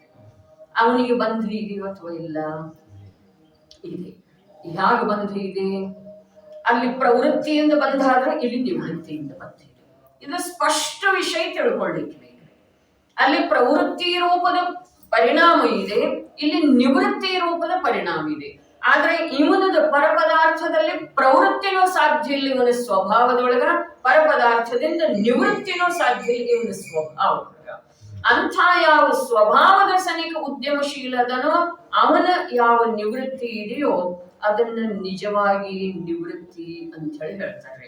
ಕೇವಲ ಬಾಹ್ಯ ಕ್ರಿಯೆಗಳ ಪ್ರವೃತ್ತಿಯನ್ನು ಬಿಟ್ಟ ಮಾತ್ರಕ್ಕ ನಿವೃತ್ತ ಆಗಲಿಲ್ಲ. ನಿವೃತ್ತಿಯು ಬಾಹ್ಯದ ಅಪೇಕ್ಷಾದಿಂದ ಆದರೂ ಕೂಡ ಅಂತರಂಗದೊಳಗ ಪ್ರವೃತ್ತಿಯ ಸಮಯದೊಳಗೆ ಯಾವ ಪ್ರಕಾರದ ಬಂಧ ಆಗ್ತಾ ಇದೆಯೋ ಅದೇ ಪ್ರಕಾರದ ಅಲ್ಲ, ಅದೇ ಪ್ರಕಾರ ಬಂಧ ಆಗ್ತಾ ಇದೆ. ಯಾಕೆ ಅಂತಂದ್ರೆ ದೃಷ್ಟಿಯೊಳಗ ಇಲ್ಲಿ ಇನ್ನೊಂದು ಜೀವನ ಅಥವಾ ಅನೇಕ ಜೀವನಗಳ ಹಿಂಸೆ ಆಗುವುದರಿಂದ ಇವನಿಗೆ ದೃಷ್ಟಿಯೊಳಗೆ ಧಾರಣೆ ಇಲ್ಲ. ಇಲ್ಲೇನಿದೆ, ನನ್ನ ಮೂಲಕ ಯಾವ ಜೀವದ ಹಿಂಸೆ ಆಗ್ಬಾರ್ದು ಅಥವಾ ಆಗ್ತಾ ಇಲ್ಲ ಅನ್ನೋದ್ರ ಧಾರಣೆ. ಆದ್ರೆ ವಸ್ತು ಸ್ವರೂಪದೊಳಗೆ ಒಂದು ಜೀವದ ಮೂಲಕ ಇನ್ನೊಂದು ಜೀವದ ಹಿಂಸೆ ಆಗ್ತಿದೆಯನ? ಆಗೋದನ್ನೇ ಇಲ್ಲ. ನನ್ನ ವಚನದಿಂದ ನಿಮಗೆ ಆನಂದ ಅಥವಾ ಸಂತೋಷ ಆಗೋದು ಸಾಧ್ಯ ಇದೆ. ನನ್ನ ಅಶುಭ ಭಾವದಿಂದ ನಿಮಗೆ ಅಶುಭ ಅಕಲ್ಯಾಣ ಆಗೋದು ಸಾಧ್ಯ ಇದೆಯಾ? ಜಿನೇಂದ್ರ ಪ್ರಭುವಿನ ಶುಭ ಭಾವದಿಂದ ಜೀವನಗಳ ಕಲ್ಯಾಣ ಆಯ್ತು ಅಥವಾ ಅವರಿಗೆ ಬಂಧ ಆಯ್ತ್ರಿ? ಯಾವಾಗ ಪೂರ್ವದೊಳಗ ತೀರ್ಥಂಕರ ನಾಮಕರ್ಮ ಯೋಗ್ಯ ಪರಿಣಾಮ ಆಗುವಲ್ಲ ಅವಾಗ ಬಂಧನ ಆಯ್ತಿರ್ಲಿ ಅವರಿಗೆ. ಏನ್ ಜೀವಗಳ ಕಲ್ಯಾಣ ಆಯ್ತ್ರಿ? ಆ ಸಮಯದೊಳಗ ಎಲ್ಲಾ ಜೀವರುಗಳು ತಮ್ಮ ತಮ್ಮ ಸ್ವರೂಪವನ್ನು ತಿಳಿಲಿ. ಆ ಜ್ಞಾತ ಸ್ವಭಾವದ ಪರಿಚಯ ಪ್ರತಿಯೊಂದು ಜೀವಕ್ಕಾಗ್ಲಿ ಅನ್ನೋ ಯಾವ ಒಂದ ಅವ್ಯಕ್ತ ರೂಪದ ಜೀವಕೋಟಿಯ ಸಲುವಾಗಿ ಅವ್ಯಕ್ತ ರೂಪದ ಶುಭ ಭಾವನ ಇತ್ತು. ಅದರ ಕಾರಣದಿಂದ ಆ ಜೀವಕೋಟಿಗೆ ಯಾವ ಲಾಭ ಆಯ್ತು ಹೇಳಿ? ಆ ಸಮಯದೊಳಗೆ ಏನೂ ಆಗಿಲ್ಲ. ಹಾಗಾದ್ರೆ ಯಾವಾಗ ಆ ತೀರ್ಥಂಕರ ಪ್ರಕೃತಿ ದಿವ್ಯಧ್ವನಿ ರೂಪದಿಂದ ಪರಿಣಮಿಸ್ತಲ್ಲ ಆವಾಗ ಆಯ್ತೇನ್ರಿ? ತೀರ್ಥಂಕರ ನಾಮಕರ್ಮದ ಬಂಧ ಯಾವಾಗಾಯ್ತು? ಆಗಂತೂ ಪರಿಸ್ಥಿತಿ ಎಲ್ಲೋ ಬೆಟ್ಟದ ಶಿಖರದ ಮೇಲೆ ಭಾವಲಿಂಗಿ ಸಂತ ಕೂತಿದ್ದಾನೆ. ಆ ಸಂತನ ಭಾವನಾ, ಆ ಅತೀಂದ್ರಿಯ ಆನಂದ ಸ್ವರೂಪದ ಅನುಭೂತಿ ಆದ ನಂತರ ಒಂದು ಸಮಯ ಆ ಸ್ವರೂಪದಿಂದ ವಿಚಲಿತ ಆದ, ಚ್ಯುತ ಆದ. ಆ ಸಮಯದೊಳಗ ಅವನಿಗೆ ಸಹಜ ಜೀವ ಮಾತ್ರ ಸಲುವಾಗಿ ಭಾವ ಬಂತ್ರಿ. ಆ ಸಮಯದೊಳಗೆ ಆ ಭಾವ ಏನು ಬಂತಲ್ಲ, ಆ ಭಾವದಿಂದ ಯಾರ್ದ ಕಲ್ಯಾಣ ಆಗಲಿ ಅಂದಿದ್ದ ಆ ಜೀವ ಆ ಅನ್ಯ ಜೀವಗಳ ಕಲ್ಯಾಣ ಸಂಭವಿಸ್ತೇನ? ಇಲ್ಲ. ಹಾಗಾದ್ರೆ ಅದರ ಕಾರಣದಿಂದ ಆ ಜೀವಕ್ಕೆ ಬಂಧ ಆಯ್ತು ಅನ್ನೋದು ಸತ್ಯ ಇದೆಯೋ ಅಥವಾ ಇಲ್ಲ? ತೀರ್ಥಂಕರ ನಾಮಕರ್ಮದ ಬಂಧ ಆಯ್ತು, ಸರಿ ಇದೆಯಪ್ಪ, ಯಾವುದರೇ ಆಗ್ಲಿ ಬಂಧ ಆಯ್ತು ಅಥವಾ ಇಲ್ಲ? ಯಾವುದರ ಬಂಧ ಆಯ್ತು ಅನ್ನೋದ್ರ ಚರ್ಚೆ ಇಲ್ಲ. ಬಂಧ ಆಯ್ತು ಅಥವಾ ಇಲ್ಲ? ಆಯ್ತು. ಯಾವ ಜೀವದ ಕಲ್ಯಾಣ ಆಯ್ತು? ಗುಪ್ತ ಗುಹೆಯೊಳಗ ಕೂತಿರ್ತಾರೆ ಮುನಿರಾಜರ, ಹೌದ್ರೆ ಗ್ರಂಥ ರಚನೆ ಮಾಡ್ತಾ ಇರ್ತಾರೆ. ವೃಕ್ಷದ ಕೆಳಗೆ ಕೂತಿರ್ತಾರೆ, ಶಿಲಾಸನದ ಮೇಲೆ ಕೂತಿರ್ತಾರೆ, ಅಲ್ಲಿ ಎದುರಿಗೆ ಕಂಠ ತಾಳೋಲೆ ಇದ್ದ ನಂತರ ಬರೀತಾರೆ, ಯಾವುದೋ ಒಂದು ಗಾಥೆಯನ್ನು ಬರೀತಾರೆ. ನ ವಿಭೋದಿ ಅಪ್ಪ ಮತ್ತು ಅಂತ ಗಾಥೆ ಬರೆದರೆ ಆ ವೇಳೆದೊಳಗ ಆತ್ಮನ ಸ್ವರೂಪದ ಬಗ್ಗೆ ವಿಚಾರ ಮಾಡಿದ್ದಾರೆ. ಅಬುದ್ಧಿಪೂರ್ವಕ ಓಹೋ ಇಂಥ ಆತ್ಮನ ಸ್ವರೂಪ, ಅಲ್ಲಿ ಒಂದು ಯಾವ್ದಾರೆ ಜೀವ ಕಾಣಿಸ್ತ್ರಿ, ಇರುವೆ ಕಾಣಿಸ್ತು, ಕ್ಷುದ್ರ ಹುಳು ಕಾಣಿಸ್ತು, ಸರ್ಪ ಕಾಣಿಸ್ತು, ಅದ ತನ್ನ ಮಾನ ಕಷಾಯದಿಂದ ಗರ್ಜಿಸುವಂತಹ ಶಿವದ ಗರ್ಜನೆ ಕೇಳಿ ಬಂತು. ಆ ಸಮಯದೊಳಗ ಅಬುದ್ಧಿಪೂರ್ವಕ ಅವರಲ್ಲೇ ಭಾವ ಬಂತು, ಓಹೋ ಇಂಥ ಕ್ರೂರ ಪರ್ಯಾಯವನ್ನ, ಮಾನಿ ಪರ್ಯಾಯವನ್ನ ಧಾರಣ ಮಾಡಿರುವಂತಹ ಜೀವಕ್ಕ ಒಂದ್ ವೇಳೆ ಭೂತ ಏನದ ಪ್ರಮತ್ತನೂ ಇಲ್ಲ ಅಪ್ರಮತ್ತನೂ ಇಲ್ಲ ಅಂತ ಆತ್ಮಸ್ವರೂಪ ತಿಳಿದು ಬಂದ್ರೆ ಎಷ್ಟು ಒಳ್ಳೆಯದಲ್ಲ, ಜಗತ್ತಿನ ವ್ಯವಸ್ಥೆ ಎಷ್ಟು ಸುಂದರ ಆಗ್ತಿದೆಯಲ್ಲ ಅನ್ನುವ ಭಾವ ಅಬುದ್ಧಿಪೂರ್ವಕ. ಇಷ್ಟೆಲ್ಲ ನಾನು ಹೇಳಿದೇನ್ರಿ, ಆದ್ರ ಒಂದು ಸಮಯದ ಭಾವದೊಳಗ ಅಬುದ್ಧಿಪೂರ್ವಕ ಈ ಜಾತಿ ಪ್ರಕಟ ಆಯ್ತ್ರಿ. ಆಗ ಆ ಸಿಂಹಕ್ಕೆ ಲಾಭ ಆಯ್ತೋ, ಆ ಕ್ಷುದ್ರ ಹುಳುವಿಗೆ ಲಾಭ ಆಯ್ತೋ, ಯಾರಿಗಾಯ್ತು? ಯಾರಿಗಾಯ್ತು? ಮತ್ ಸ್ವಯಂಕ್ ಲಾಭ ಆಯ್ತೇನ ಹಾನಿ ಆಯ್ತ್ರಿ? ಹಾನಿ ಬಂದಾಯ್ತು. ಇದು ವಸ್ತು ಸ್ವರೂಪ ಇದೆ. ನಾವು ತಿಳಿದ್ರನು, ಅಲ್ಲಗಳೆದ್ರನು, ಒಪ್ಪದಿದ್ರನು, ಹಾಸ್ಯ ಮಾಡಿದ್ರನು, ಇದು ವಸ್ತು ಸ್ವರೂಪ. ಬಂಧ ಆಯ್ತು. ಇನ್ನ ಆ ಬಂಧ ಒಂದು ವೇಳೆ ಶುಭ ಬಂಧ ಆಗಿದೆ ಅಂತ ಹೇಳಿ ತಿಳ್ಕೊಳ್ಳೋಣ. ತೀರ್ಥಂಕರ ನಾಮಕರ್ಮದ ಬಂಧ ಇರಲಿ, ಸಾಮಾನ್ಯ ಶುಭ ಕರ್ಮದ ಜೀವದ ಕಲ್ಯಾಣ ಮಾಡುವಂತಹ ಶುಭ ಕರ್ಮದ ಬಂಧ ಆಗಿದೆ. ಇನ್ನು ಯಾವ ವೇಳೆದೊಳಗ ಮುಂದಿನ ಭವದೊಳಗ ಅಥವಾ ಅದೇ ಭವದೊಳಗ ಸ್ವಲ್ಪ ಸಮಯಗಳ ನಂತರ, ವರ್ಷ 6 ತಿಂಗಳ ನಂತರ ಆ ಕರ್ಮ ಉದಯಕ್ಕೆ ಬರ್ತಿದ್ದೀರಿ. ಉದಯಕ್ಕೆ ಬಂದ ನಂತರ ಎದುರಿಗೆ 4 ಜನ ಶ್ರಾವಕರದಾರ್ರಿ. ಅದು ಉದಯಕ್ಕೆ ಬಂದಿತ್ತು ಅಂತಂದ್ರ ಅವ್ರಿಗೆ ಬೋಧ ಹೇಳ್ಬೇಕು ಅನ್ನೋ ಭಾವ ಬರ್ತಿದ್ದೀರಿ ಅವರಿಗೆ. ಆ ಭಾವ ಬಂದ ನಂತರ ಬೋಧ ನಡೀತಿದ್ದೀರಿ, ವಚನ ರೂಪದಿಂದ ಬೋಧನೆ ನಡೀತಿದೆ. ಆ ವೇಳೆದೊಳಗ ಅವರಿಗೆ ಧರ್ಮ ಲಾಭ ಆಗ್ತಿದೆ. ಅದ ಇವ್ರದ್ದು ಪೂರ್ವ ಕರ್ಮದ ಉದಯದಿಂದ ಆಯ್ತೋ, ವರ್ತಮಾನದ ಭಾವದಿಂದ ಆಯ್ತೋ, ಅಥವಾ ಅವರ ಪುರುಷಾರ್ಥದಿಂದ ಆಯ್ತು, ಅವರಿಗೆ ಧರ್ಮ ಲಾಭ ಆಯ್ತಲ್ಲ, ಅದು ಯಾವುದರಿಂದ? ಸ್ವಯಂ ಪುರುಷಾರ್ಥ. ಹಾಗಾದ್ರೆ ನಿನ್ನ ಭಾವ ಏನಿದೆ? ಪರದೊಳಗೆ ನಿರರ್ಥಕ ಇದೆ. ಯಾವುದು ಶುಭ ಭಾವನೂ ಇಷ್ಟು ನಿರರ್ಥಕ ಇದೆ. ಎಷ್ಟು ನಿರರ್ಥಕ? ಅಶುಭ ಭಾವದಷ್ಟರೇ ಗೌರಣ್ಣವರು ನೋಡಿ ಒಂಚೂರು ನಾವು ನಮ್ಮದೇ ಆದಂತ ಯಾವ ಅಭಿಪ್ರಾಯ ಇದೆ ರೀ, ಅದು ಅಸತ್ಯ ಇದೆ ಅಂತಲ್ಲ, ಇದೆ. ಅದ ಇನ್ನೊಬ್ಬರ ಕಲ್ಯಾಣದ ಭಾವನೆ ಇರೋದು, ಇನ್ನೊಂದು ಜೀವಕ್ಕೆ ತೊಂದರೆ ಕೊಡದೆ ಇರುವಂತಹ ಭಾವ ಇರೋದು, ಅಸತ್ಯ ಮಾತನಾಡದೇ ಇರುವಂತಹ ಭಾವ ಇರೋದು, ಕೂದೃಷ್ಟಿಯಿಂದ ಅನ್ಯರನ್ನ ನೋಡದೇ ಇರುವಂತಹ, ಸ್ತ್ರೀ ವರ್ಗವನ್ನು ನೋಡದೇ ಇರುವಂತಹ ಭಾವ ಇರೋದು, ಇದೆಲ್ಲ ಒಳ್ಳೆಯದಿದೆ. ಆದ್ರೆ ಇಲ್ಲಿ ನಾವು ಈಗ ಅತ್ಯಂತ ಪ್ರಾಮಾಣಿಕವಾಗಿ ವಿಚಾರ ಮಾಡಿದ ನಂತರ ಯಾರ್ದೋ ಕುರಿತಾಗಿ ಯಾರಿಗೂ ಬಾಹ್ಯದೊಳಗೂ ಗೊತ್ತಿಲ್ಲದೆ ಇರುವ ಹಾಗೆ ಅಶುಭ ಭಾವ ಬರ್ತಿದೆ ನನ್ನಲ್ಲಿ. ಯಾರ್ದೋ ಕುರಿತಾಗಿ ಯಾವನೋ ವ್ಯಕ್ತಿ ಅವಿಲ್ಲಿ ವಿದ್ಯಮಾನ ಇರಬೇಕು ಹೀಗಿಲ್ಲ. ಯಾವನೋ ವ್ಯಕ್ತಿಯ ಕುರಿತಾಗಿ ನನ್ನಲ್ಲೇ ನಿಮ್ಗೆ ಯಾರಿಗೂ ಗೊತ್ತಿಲ್ಲ, ನಿಮ್ಮ ಎದುರು ನಾ ಕೂತಿದ್ದೇನೆ, ಎಲ್ಲರೂ ನನ್ನನ್ನು ನೋಡ್ತಾ ಇದ್ದೇನೆ, ಆದ್ರೆ ನನ್ನೊಳಗೆ ಒಂದಂಥ ಅಶುಭ ಭಾವ ಬಂತು ಯಾವನೋ ವ್ಯಕ್ತಿಯ ಕುರಿತಾಗಿ. ಆ ಭಾವದ ಕಾರಣದಿಂದ ಈ ಸಮಯದೊಳಗೆ ನನಗೇನು ಅಶುಭ ಭಾವ ಬಂತಲ್ಲ, ಅದರ ಕಾರಣದಿಂದ ಅವನ ಅಶುಭ ಏನಾದ್ರೂ ಆಯ್ತೇನ್ರಿ? ಇಲ್ಲ. ಹಾಗಾದ್ರೆ ನನಗೆ ಅದರಿಂದ ಏನಾದ್ರೂ ಆಯ್ತು ಅಥವಾ ಇಲ್ಲ? ಅಶುಭದ ಬಂಧ ಆಯ್ತ್ರಿ. ಈಗ ಅಶುಭವನ್ನ ಗಮನ ಮಾಡಿ ಬರೇ ಬಂಧ ಅಶುಭ ಅದು ಉದಯಕ್ಕೆ ಬಂದ ನಂತರ ಏನ್ ಮಾಡ್ತಿದೆ ಅಂತ ಮಾಡ್ಲಿರಿ, ಅದ್ರ ಬಂಧ ಆಯ್ತು ಅನ್ನೋದು ನಿಶ್ಚಿತ ಅಥವಾ ಇಲ್ರಿ? ಅದೇ ಪ್ರಕಾರ ಅವನ ಕಲ್ಯಾಣ ಆಗಲಿ ಅನ್ನುವ ಭಾವದ ಮೂಲಕ ಕೂಡ ಬಂಧನ ಆಯ್ತು. ಈ ಸಮಯದಲ್ಲಿ ನನಗ ನನ್ನ ಸ್ವರೂಪದ ಘಾತ ಆಯ್ತು. ಹಾಗಾದ್ರೆ ಅಂಥ ಕಾರ್ಯ ಮುನಿರಾಜರು ಮಾಡ್ತಾರೆ ಅಕ್ಕ. ತೀರ್ಥಂಕರ ನಾಮಕರ್ಮದ ಬಂದಾಗುವಂತಹ ಪರಿಣಾಮ ಅವರಿಗೆ ಆಗ್ತಿದೆ ಅಕ್ಕ. ಅದು ಸ್ವಯಮೇವ ಇದೆ. ಅದು ಆ ಸ್ವಕಾಲದ ಸ್ವತಂತ್ರ ಸತ್ತಾ ಇದೆ ರೀ. ಸ್ವಕಾಲ ಅರ್ಥಾತ್ ಅವರ ಆ ಸಮಯದ ಪರ್ಯಾಯದ ಸ್ವತಂತ್ರ ಸತ್ತ, ಅದರ ಯೋಗ್ಯತೆ ಆಗಿದೆ. ಅದರದ ಜ್ಞಾನ ಮಾಡಿಕೊಳ್ಳುವುದ ಸರ್ವರಿಗೂ ಅಧಿಕಾರ ಇದೆ. ಯಾವ ಪರಿಣಾಮದ ಯೋಗ್ಯತೆ, ಯಾವ ಸಮಯದ ಯಾವ ಜೀವದ ಯಾವ ಪರಿಣಾಮದ ಯೋಗ್ಯತೆ ಹೇಗಿದೆಯೋ ಹಾಗೇ ಆ ಜೀವದ ಪರಿಣಾಮ ಆಗ್ತಿದೆ. ಅದನ್ನು ಮಾಡೋದ ಅಥವಾ ಬಿಡೋದ ಅವನ ಕೈಯೊಳಗೆ ಇರುವುದಿಲ್ಲ ಯಾರ್ದೋ. ಆದ್ರ ಈ ಪ್ರಕಾರದ ಭಾವದಿಂದ ಅನ್ಯ ಯಾವುದೇ ಜೀವಕ್ಕ ಸುಖ ಅಥವಾ ದುಃಖ ಆಗುವುದಿಲ್ಲ. ಇವನು ಶುಭ ಅಥವಾ ಅಶುಭ ಭಾವದಿಂದ ಅನ್ಯ ಜೀವದ ಒಳಿತು ಅಥವಾ ಕೇಡು ಆಗುವುದಿಲ್ಲ. ಇದನ್ನು ತಿಳ್ಕೊಳ್ಳುವ ಅಧಿಕಾರ ಎಲ್ರಿಗೂ ಇದೆ. ಏನು ವಿಷಯ ತಿಳಿದು? ಈ ವಾಸ್ತವಿಕತೆಯನ್ನು ತಿಳ್ಕೊಳ್ಳುವ ಅಧಿಕಾರ ಎಲ್ರಿಗೂ ಇದೆ. ಅದಕ್ಕೆ ಯಾವ ಬಂಧನನೂ ಇಲ್ಲ. ಆದ್ರೆ ಭಾವ ಮಾಡೋದಾ ಮತ್ತು ಮಾಡದೇ ಇರೋದಾ ಅದು ಯಾರ ಕೈಯೊಳಗಿನ ಮಾತನ್ನು ಅಲ್ಲ. ನೀನು ಶುಭ ಭಾವ ಯಾಕೆ ಮಾಡಿದಿ? ಈ ಜೀವ ಶುಭ ಭಾವ, ಅದೇ ನಕುಲ ಸಹದೇವನಿಗೆ ಶುಭ ಭಾವ ಯಾಕಾಯ್ತು? ಆ ಶುಭ ಭಾವದಿಂದ ಏನಾಯ್ತ್ರಿ? ಅವ್ರ ಉಪಸರ್ಗ ದೂರ ಆಯ್ತು. ಭೀಮ ಅರ್ಜುನ ಧರ್ಮರಾಜನ ಉಪಸರ್ಗ ದೂರ ಆಯ್ತೇನ್ರಿ? ನಕುಲ ಸಹದೇವನಲ್ಲಿ ಅವರ ಕುರಿತು ಯಾವ ಶುಭ ಭಾವ ಬಂತ? ನಾನು ಶುಭ ಭಾವ ಅಂತೇನ್ರಿ, ರಾಗ ಅನ್ನೋದಿಲ್ಲ, ಬಂಧ ಭಾವ ಅನ್ನೋದಿಲ್ಲ, ಶುಭ ಭಾವ ಐತ್ರಿ. ಅದರಿಂದ ಅವ್ರ ಉಪಸರ್ಗಿಂದ ದೂರ ಆಗ್ಲಿಲ್ಲ. ಹಾಗಾದ್ರೆ ಏನಾಯ್ತು? ಅವರಲ್ಲಿ ಏನಾಯ್ತು ಇಲ್ಲ ಅದು ಇವನಿಗೆ ಸಂಬಂಧಿಸಿದ್ದನೇ ಅಲ್ಲ, ಆದ್ರೆ ಇವರಿಗೆ ಬಂಧ ಆಯ್ತು. ಹಾಗಾದ್ರೆ ಮೂರ್ಖಶಾಹಿ ಚೌಕಟಿ ಹೊರಟು ಹೋಗಿರುವಂತಹ ಜೀವ ಇಷ್ಟೆಲ್ಲಾ ಜ್ಞಾನ, ನಮಗೆ ಇಷ್ಟ ಅಜ್ಞಾನ ಅವಸ್ಥೆಯೊಳಗೆ ತಿಳಿತಾ ಇದೆ ಅಂದ್ಮೇಲೆ ಅವ್ರಿಗೆ ತಿಳಿದಿರ್ಲಿಲ್ಲ ಅನ್ನೋ ಮಾತಿಲ್ಲ. ಹಾಗಾದ್ರೆ ಅಂಥ ಭಾವ ಅವ್ರೇ ಮಾಡಿದ್ರು. ಅದೇ ಮಾಡೋದಾ ಬಿಡೋದಾ ಅವ್ರಿಗೆ ಇಲ್ಲ. ಅದನ್ನ ಸತ್ತ ಅಂತಾರ್ರಿ. ಯಾವ ಸತ್ತ ಅದ? ಸ್ವಕಾಲ ರೂಪದ ಸತ್ತ. ಸತ್ತ 4 ಪ್ರಕಾರದ ಇದಿರ್ಲ: ಸ್ವದ್ರವ್ಯ, ಸ್ವಕ್ಷೇತ್ರ, ಸ್ವಕಾಲ, ಸ್ವಭಾವ. ಹಾಗಾದ್ರೆ ಅದು ಸ್ವಕಾಲ ರೂಪದ ಸತ್ತ ಇದೆ. ಮತ್ತೆ ಯಾವುದ ಸತ್ತ ಇದೆಯೋ ಅದನ್ನ ಅಸತ್ತಗೊಳಿಸುವ ಸಾಮರ್ಥ್ಯ ಯಾರಲ್ಲೇನೂ ಇಲ್ಲ, ಸ್ವಂತ ಅವನಲ್ಲೇನೂ ಇಲ್ಲ,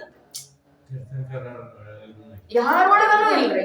ಆದ್ರೆ ಈ ಪ್ರಕಾರದ ಭಾವದಿಂದ ಪರದ್ರವ್ಯದೊಳಗ, ಪರಜೀವದೊಳಗ, ಅನ್ಯದೊಳಗ ಯಾವ ಪ್ರಕಾರದ ಲಾಭ ಹಾನಿ ಆಗುವುದಿಲ್ಲ ಅನ್ನೋ ವಾಸ್ತವಿಕತೆಯನ್ನು ತಿಳ್ಕೊಳ್ಳುವ ಅಧಿಕಾರ ಮಿಥ್ಯಾದೃಷ್ಟಿ ಜೀವನಿಗೆ ಕೂಡ ಇದೆ. ಅಷ್ಟ ನಾವು ಮಾಡೋದಿದೆ.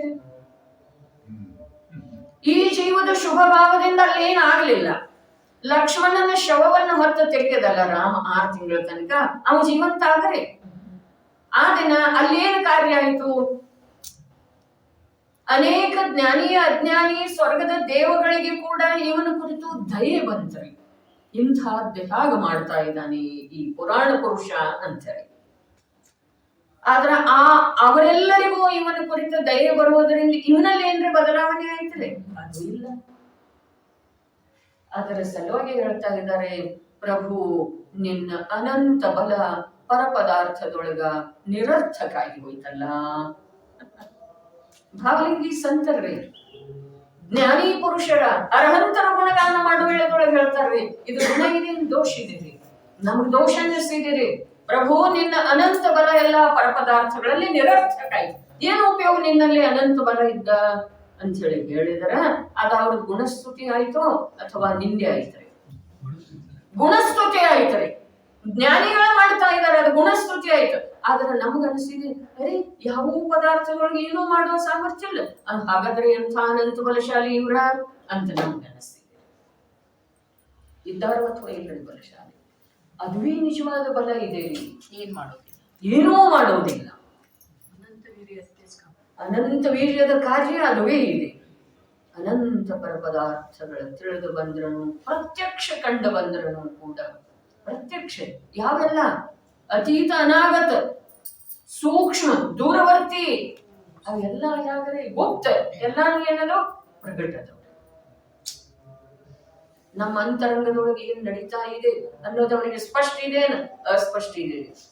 ಅದು ಇನ್ನೊಬ್ಬರಿಗೆ ಇಲ್ಲಿ ಅಜ್ಞಾನಿಗಳಿಗಂತೂ ತಿಳಿಯೋದಿಲ್ಲ, ಅಥವಾ ಯಾವ ಜ್ಞಾನಿಗೇನೋ ಇಲ್ಲಿ ಛದ್ಮಸ್ಥನಿಗೆ ತಿಳಿಯೋದಿಲ್ಲ. ಆದ್ರೆ ಸ್ವಯಂ ನನಗೂ ಕೂಡ ನನ್ನಲ್ಲೇ ಆಗ್ತಾ ಇರುವಂತಹ ಶುಭಾಶುಭ ಭಾವಗಳ ಸ್ಪಷ್ಟ ರೂಪದಿಂದ ತಿಳಿದು ಬಂದಿಲ್ಲ. ಆದ್ರೆ ಅವರಿಗೆ ತಿಳಿದು ಬರ್ತವ್ರೆ. ಆದ್ರೆ ತಿಳಿದು ಬಂದ್ರನು ಅವರಿಗೆ ಸ್ವತಃ ಯಾವ ಪ್ರಕಾರದ ರಾಗದ್ವೇಷ ಆಗುವುದಿಲ್ಲ. ಇದು ಅನಂತ ಬಲದ ಪ್ರಯೋಜನ. ರಾಗದ್ವೇಷನ ಆಗುದಿಲ್ಲ ಅಂದ್ಮೇಲೆ ನನ್ನ ಭಾವವನ್ನು ಬದಲಾಯಿಸಲಿಕ್ಕೆ ಅವ್ರು ಯಾಕೆ ಬಿಡ್ತಾರೆ? ಹಾಗಾದ್ರೆ ನನ್ನ ಭಾವದ ಮಲಿನತೆಯನ್ನು ದೂರ ಮಾಡೋದು ಕೂಡ ಅವರಲ್ಲೇ ಸಾಧ್ಯ ಇಲ್ಲ ಅಂದ್ಮೇಲೆ ನಾನು ಅವ್ರಿಗೆ ನಮಸ್ಕಾರ ಮಾಡಿ ಏನು ಪ್ರಯೋಜನ? ಇದು ಅಜ್ಞಾನೀಯವಾಗಿದೆ. ನಮಸ್ಕಾರ ಮಾಡಿ ಪ್ರಯೋಜನ ಇಷ್ಟ ಇದೆ. ಎಲ್ಲವನ್ನೂ ತಿಳಿತಾ ಇದ್ರನು, ಪ್ರತ್ಯಕ್ಷ ತಿಳಿತಾ ಇದ್ರನು ಕೂಡ ಅವರೇ ಏನು ಮಾಡುವ ಸಾಧ್ಯತೆ ಇಲ್ಲ. ಆ ಪ್ರಕಾರ ವಸ್ತು ಸ್ವರೂಪ ಸ್ವತಂತ್ರ ಇದೆ. ಅವರೇನು ಮಾಡುವ ಸಾಧ್ಯತೆ ಇಲ್ಲ. ಇದು ಅವರ ದುರ್ಬಲತೆ ಅಲ್ಲ. ಅದರ ವಸ್ತು ಸ್ವರೂಪ ಆ ಪ್ರಕಾರ ಇದೆ. ತನ್ನ ಸ್ವರೂಪ ಸೀಮೆಯನ್ನು ಇಷ್ಟು ಭದ್ರವಾಗಿ ಇಟ್ಕೊಂಡಿದೆ. ಅದರೊಳಗೆ ಯಾರ್ದೂ ಪ್ರವೇಶ. ಹಾಗಾದ್ರೆ ಇದನ್ನ ತಿಳಿಯುವುದರಿಂದ ನಮಗೆ ಅರ್ಹಂತರ ಸಂಯೋಗದ ಲಾಭ ಇದೆ. ಇದನ್ನ ತಿಳಿಯುವುದರೊಳಗೆ ನಮಗೆ ಲಾಭ ಇದೆ. ಏನ ಅನಂತ ವೀರ್ಯ ಸಂಪನ್ನ ಇದ್ರೂ ಕೂಡ ಒಂದು ಜಡ ಪರಮಾಣುವಿನೊಳಗೂ ಕೂಡ ಏನೂ ಮಾಡುವ ಸಾಧ್ಯತೆ ಇಲ್ಲ. ಆ ಪರಮಾಣು ಅಷ್ಟು ಪರಮ ಸ್ವತಂತ್ರ ಇದೆ, ಸ್ವಾಧೀನ ಇದೆ ಅನ್ನುವುದನ್ನು ತಿಳಿಯುವುದೇ ಅವರ ಕಾರ್ಯ ಇದೆ. ಅದನ್ನೇ ಹೇಳುವುದೇ ಅವರ ಉಪದೇಶ ಇದೆ. ಅದನ್ನು ಗ್ರಹಣ ಮಾಡುವುದೇ ನಾನು ಭಕ್ತ ಆದದ್ದಕ್ಕೆ ಸಾರ್ಥಕ. ಅನಂತರ ದರ್ಶನದಂತೆ ಅಸಂಖ್ಯಾತ ಜೀವಗಳು ಹೋಗ್ತವೆ. ಅದರಲ್ಲಿ ಈ ಭಾವ ಇಟ್ಟವನ ಒಂದು ಉತ್ಕೃಷ್ಟ ಭಾವ, ಈ ಭಾವ ಇಟ್ಟವಂದ ಅವನ ಕಲ್ಯಾಣ ಆಗ್ತಿದೆ. ಅರ್ಹಂತನಿಂದ ಏನಿಲ್ಲ ಅಂದ್ರೆ ಬಯಸದ ಅಂತಂದ್ರ ಅವನ ಅಕಲ್ಯಾಣ ನಿಶ್ಚಿತ ಇದೆ. ಏನಿಲ್ಲ ಅಂದರೆ ಯಾಕೆ ಏನಂದ್ರೆ ಏನೂ ಕೂಡ ಅವರು ನನ್ನಲ್ಲೇ ಮಾಡ್ಲಿಕ್ಕೆ ಸಾಧ್ಯವಿಲ್ಲ.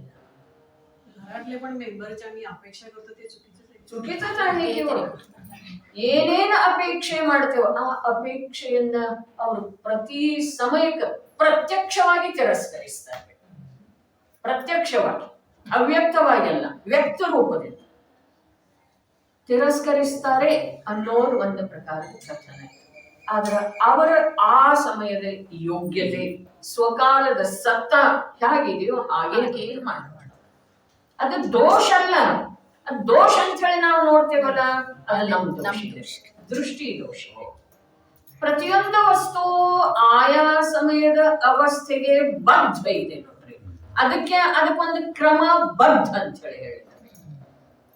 ಕ್ರಮಬದ್ಧ ಪ್ರತಿಯೊಂದು ವಸ್ತುವಿನ ಪರ್ಯಾಯ, ಆ ಪರ್ಯಾಯಕ್ಕೆ ಆ ವಸ್ತು ಬದ್ಧ ಇದೆ. ಆ ಪರ್ಯಾಯವನ್ನ ಬಿಟ್ಟು ಅನ್ಯ ಪರ್ಯಾಯ ಮಾಡುವ ಅಧಿಕಾರ ಅದರೊಳಗಿಲ್ಲ ಅಂತ ಹೇಳಿ ಬದ್ಧ. ಅನ್ಯ ಪರ್ಯಾಯ ರೂಪ ಆಗುವ ಅಧಿಕಾರ ಆ ವಸ್ತುವಿಗೆ ಇಲ್ಲ. ಹಾಗಾದ್ರೆ ನನಗೆಲ್ಲಿಂದ ಬರೋದ? ಅದನ್ನ ಅನ್ಯ ಪರ್ಯಾಯ ರೂಪ ಮಾಡುವ ಅಧಿಕಾರ. ಅದರಿಂದ ಸುಖ ಇದೆ ಅಂದ್ರೆ ದುಃಖ ಇದೆ. ಇದು ಸಹಜ ಆಯ್ತು ಅಂತಂದ್ರೆ ಸುಖ ಇದೆ.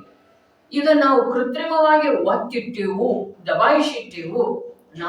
ನನ್ನ ಪರಿಣಾಮದಲ್ಲಿ ಏನು ವ್ಯತ್ಯಾಸ ಮಾಡುವ ಸಾಧ್ಯತೆ ಇಲ್ಲ, ಅವನ ಪರಿಣಾಮದಲ್ಲಿ ಏನು ಮಾಡೋದ ಅಂತ ಹೇಳಿ ಇದನ್ನು ಕೃತ್ರಿಮವಾಗಿ ನಾವು ಹೇಳ್ಕೊಂಡೆವು ಅಂತಂದ್ರ ಅದರಿಂದ ಮತ್ತೆ ನಮ್ಗೆ ಏನಾಗ್ತಿದೆ? ಉಸಿರುಗಟ್ಟಿದ ಹಾಗೆ ಆಗ್ತಿದೆ. ಸಹಜತೆ ಬೇಕು, ಏನೂ ಮಾಡೋದು ಸಾಧ್ಯ ಇಲ್ಲ. ಅದ್ರ ಸಲುವಾಗಿ ಇಲ್ಲಿ ತಿಳಿದುಕೊಂಡು ಅಂತ ಹೇಳಿ ಶಬ್ದ ಇದೆಯಲ್ಲ, ನಿನ್ನೆ ಅದು ಪೂರಾ ಅರ್ಥ ಬರ್ಲಿಲ್ರಿ. ತಿಳಿದುಕೊಂಡು ಅರ್ಥಾತ್ ಪ್ರತ್ಯಕ್ಷ ನನ್ನಲ್ಲೇ ನಾನು ಅದನ್ನ ತಿಳ್ಕೊಂಡು ಅದನ್ನ ನೋಡಿ ನನ್ನ ಮಲಿನ ಭಾವ, ಶುಭ ಕ್ರಿಯೆ, ಜ್ಞಾನಾವರಣಾದಿ ಪಿಂಡ ಅವೆಲ್ಲ ನನ್ನ ಸ್ವರೂಪದ ಘಾತ ಮಾಡುವಂತವಿದವೆ ಅನ್ನೋದನ್ನ ತಿಳಿದುಕೊಂಡು ನಾವು ಹಾಗೆ ತಿಳ್ಕೊಂಡಿದ್ದೇವೆ. ನನ್ನ ಯೋಗ್ಯ ಕಾರ್ಯ, ನನ್ನ ಕರ್ತವ್ಯ ಅಂತ ಹೇಳಿ ತಿಳ್ಕೊಂಡಿದ್ದೇವ್ರಿ. ಶುಭ ಕಾರ್ಯ ಮಾಡೋದು, ಬೆಳಗ್ಗೆ ಬಸ್ಸಿಗೆ ಹೋಗೋದು ಶುಭ ಕಾರ್ಯ ಇದೇನಿಲ್ರಿ. ಅದನ್ನ ಕರ್ತವ್ಯ ಅಂತ ಹೇಳಿ ತಿಳ್ಕೊಂಡಿದ್ದೇವೇನಿಲ್ಲ. ಮಹಾನ್ ಅಂತ ಹೇಳಿ ತಿಳ್ಕೊಂಡಿದ್ದೇವೋ ಅಥವಾ ಇಲ್ಲ? ಮಹಾನ್ ಇದೆ ಅಂದ್ರೆ ಅದ ಏನು ಸಹಜ ಕ್ರಿಯೆ ಇದೆ, ಸಹಜ ಬೇಕು. ಮತ್ತ ಅಲ್ಲಿ ಹೋದ ನಂತರ ಇಲ್ಲಿ ಬೆಳಗ್ಗೆ ಅಥವಾ 24 ಗಂಟೆ ಯಾವ ಪಾಪದ ಸ್ಥಾನದೊಳಗೆ ಇರುವುದಿದೆಯೋ ಅಲ್ಲಿ ಹೋದ ನಂತರ ಇವನಿಗೆ ಪ್ರತ್ಯಕ್ಷ ಏನಾದರೂ ಲಾಭ ಕಂಡು ಬರ್ಲಿಕ್ಕೆ ಏನ್ ಲಾಭ ಇದೆ? ಪ್ರತ್ಯಕ್ಷ. ಈ ಪ್ರಕಾರದ ನಿಮಿತ್ತದಿಂದ ದೂರ ಆದ ನಂತರ, ಅಂಥ ಒಂದು ನಿಮಿತ್ತದ ಸಂಯೋಗದೊಳಗೆ ಬಂದ ನಂತರ ಈ ನಿಮಿತ್ತದಿಂದ ಯಾವ ಮಲಿನ ಭಾವ ಆಗ್ತಾವೆಯೋ ಆ ನಿಮಿತ್ತದಿಂದ ಶುಭ ಭಾವ ಆಗ್ಲಿಕ್ಕೆ ಬೇಕು. ಮತ್ತೆ ಇವ ಒಂದು ವೇಳೆ ಒಳಗಡೆ ತುಂಬಿದ್ದು ಅಂತಂದ್ರೆ ನಾವು ಅಲ್ಲಿ ಹೋಗಿ ಕೂಡ ಏನು ಇದು ಮೊದಲನೇ ಭೂಮಿಗೆ ಮಾತಿದೆ. ಶಾಸ್ತ್ರ ಸ್ವಾಧ್ಯಾಯ ಮಾಡೋ ವೇಳೆಗಳು ಕೂಡ ಸಂಸಾರದ್ದು ಶರೀರದ ವೇದನೆ ಮರ್ತು ಹೋಗ್ಬೇಕು, ಸಂಸಾರದ ವಿಕಲ್ಪಗಳ ಮಂದಾಗಬೇಕು. ಯಾವ ಪರಪದಾರ್ಥಕ್ಕೆ ಸಂಬಂಧಿಸಿದ ಹಾಗೆ ಕರ್ತೃತ್ವ ಭಾವ ಇದೆ ಅದು ಆ ಸಮಯದೊಳಗೆ ಶಿಥಿಲ ಆಗಬೇಕು. ಈ ಲಾಭಗಳ ಪ್ರತ್ಯಕ್ಷ ಕಾಣಬೇಕು. ಶಿಥಿಲಾಗಿದ್ದಾವೆ ಆದ್ರೆ ಇನ್ನೂ ಪರಪದಾರ್ಥದ ಕಡೆಗೆ ನನ್ನ ದೃಷ್ಟಿ ಇದೆ.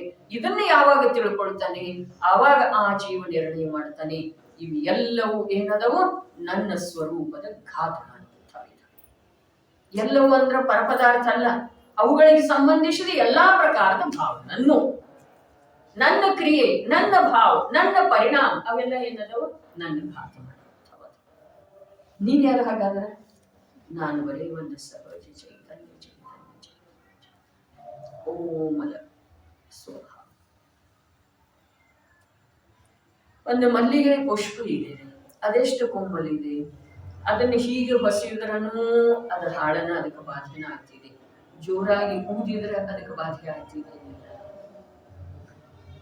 ಬಾಧೆನ ಆಗ್ತಿದೆ. ಅದೇ ಪ್ರಕಾರ ಅದಕ್ಕಿಂತಲೂ ಅನಂತ ಗುಣಿತ ಕೋಮಲ ಇದೆ ಚೈತನ್ಯ ಸ್ವಭಾವ. ಅದಕ್ಕೆ ಅಶುಭ ಭಾವದಿಂದ ವಿಷಯ ಕಷಾಯದಿಂದಂತೂ ಬಾಧೆ ಆಗ್ತಿದೆ, ಬಸದ ಹಾಕಿಲ್ಲ. ಅದೇ ಪ್ರಕಾರ ಶುಭ ಭಾವದಿಂದ ಭಗವಂತನ ಭಕ್ತಿಯಿಂದ ಅಂಥೇಳಿನ ಸಮಂತ ಭದ್ರಾಚಾರ್ಯರು ಅಷ್ಟು ಪ್ರಾಮಾಣಿಕವಾಗಿ ಹೇಳ್ಕೊಂಡಿದ್ದಾರೆ. ಪ್ರಭು ನಿನ್ನ ಭಕ್ತಿ ಮಾಡೋದು ನನ್ನ ವ್ಯಸನ, ನನಗೆ ಮರೆಯೋದಿಲ್ಲ. ನಿನ್ನ ಸ್ತುತಿ ಮಾಡೋದು ಒಂದು ದೊಡ್ಡ ವ್ಯಸನ ಆಗಿದೆ ನನಗೆ. ಆದ್ರೆ ಪ್ರಭು ಆ ಸ್ತುತಿ ಮಾಡುವ ವೇಳೆದೊಳಗ ನೀನು ನನ್ನ ಸಲುವಾಗಿ ಯಾವ ಮಾರ್ಗ ಹೇಳಿದೆಯೋ ಆ ಮಾರ್ಗಕ್ಕೆ ನಾನು ಚ್ಯುತ ಆಗ್ತಾ ಇಲ್ಲ. ನನ್ನ ಸಾಧನಾ ಮಾರ್ಗದಿಂದ ನಾನು ಚ್ಯುತ ಆಗಿಲ್ಲ ಪ್ರಭು. ನಿನ್ನ ಆಜ್ಞೆಯ ಉಲ್ಲಂಘನೆ ನಾನು ಮಾಡಿಲ್ಲ. ಎಷ್ಟು ಪ್ರಾಮಾಣಿಕ ಮತ್ತೆ ಎಷ್ಟು ಉಚ್ಚ ಕೋಟಿಯ ಪುರುಷಾರ್ಥರೇ ಅವ್ರದ್ದ. ಭಗವಂತನ ಗುಣಸ್ತುತಿ ಮಾಡುವ ವೇಳೆದೊಳಗೆ ಕೂಡ ನಮಗ ಹೇಳಿ ಹೋಗಿದ್ದಾರೆ ಅವರ ಏನು ಗುಣಸ್ತುತಿ ಮಾಡೋದ ನಿನ್ನ ಧ್ಯೇಯವನ್ನು ನಿನ್ನ ಲಕ್ಷ್ಯದೊಳಗೆ ತಂದುಕೊಳ್ಳುವ ಸಲುವಾಗಿದೆ ವಿನಃ ಭಗವಂತನ ಮಂದಿರ, ಭಗವಂತನ ಮೂರ್ತಿಯನ್ನ ಪ್ರತಿಷ್ಠಾಪನೆ ನೀನು ಅವರ ಸ್ತುತಿ ಮಾಡ್ತಾ ಕೂಡುವ ಸಲುವಾಗಿ ಇಲ್ಲ.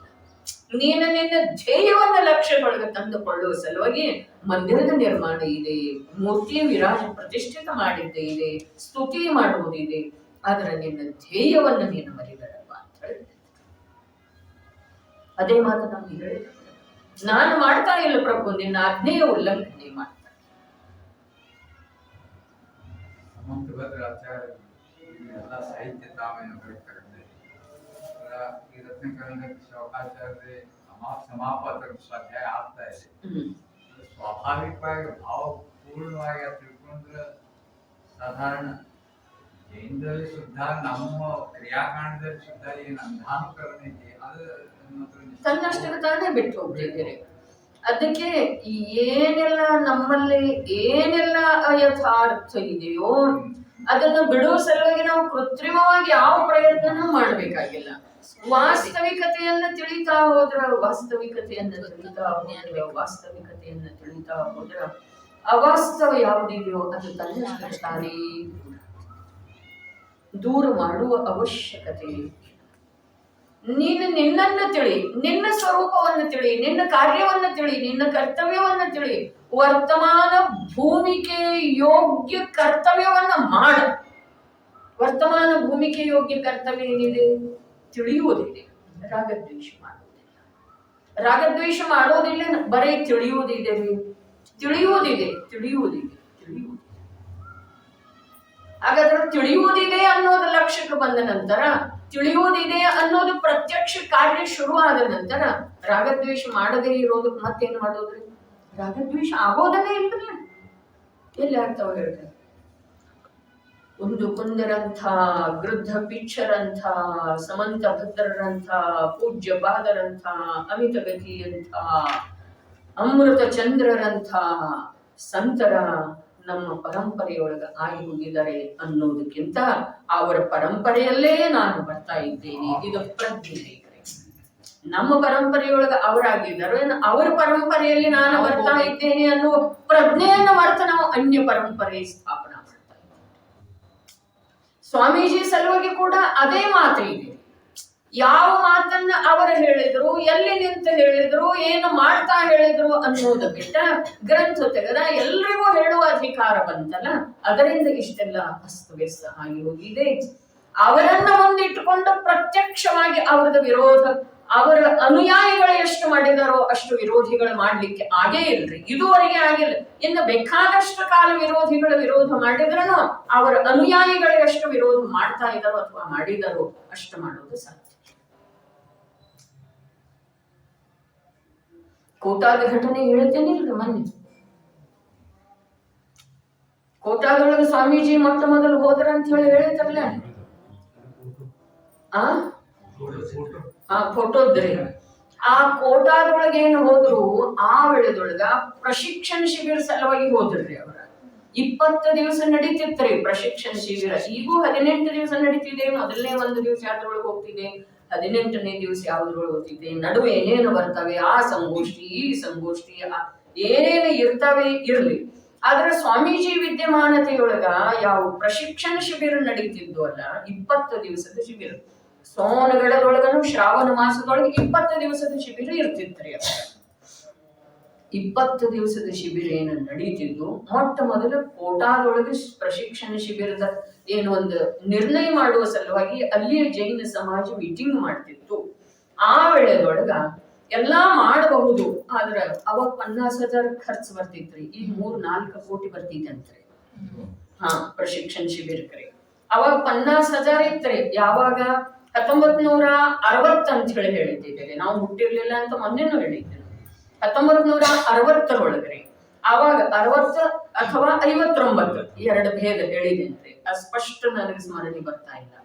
ಆವಾಗ 50,000 ರೂಪಾಯಿ ಅಂತ ಹೇಳಿ ಹೇಳಿದ ನಂತರ ಯುಗಲ್ಜಿ ಒಂದು ಮಾತು ಹೇಳಿದ್ರು, ವ್ಯಕ್ತಿಯ ವ್ಯಕ್ತಿತ್ವ ಎಲ್ಲಿ ಎದ್ದು ನಿಲ್ಲುತ್ತಿದೆ. ಯುಗಲ್ಜಿ ಒಂದು ಮಾತು ಹೇಳಿದ್ರು, पैसे का विचार आप मत करो, आप करने का सोचो. ಪತ್ನಿಯ ಚಿನ್ನ ಮಾರಿ 50,000 ರೂಪಾಯಿ ಅಂದು ಕೊಟ್ಟಿದ್ದಾರೆ ಒಬ್ಬರೇ ಯುಗಲ್ಜಿ. ಚಿನ್ನ ಇಂಥ ವೇಳೆಗೆ ಉಪಯೋಗಿ ಆಗೋದಿರ್ತಿದ್ದೇವೆ, ಹಾಕೊಂಡು ಮೆರವಣಿಗೆ ಮಾಡೋದಿರುವುದಿಲ್ಲ. ಮೆರವಣಿಗೆ ಏನು ಮಾಡ್ತಾ ಇದ್ದೇವೆ ಈಗ, ಹಾಕೊಂಡು ಭಯಭೀತದೆ. ಹೌದು ಅಥವಾ ಇಲ್ಲ? ಭಯ ಇದೆ, ಕಳ್ಳ ಕಾಕರ ಭಯ ಈಗೇನ ಯಾವಾಗ್ಲೂ ಇದೆ, ಯಾವಾಗ್ಲೂ ಇದೆ.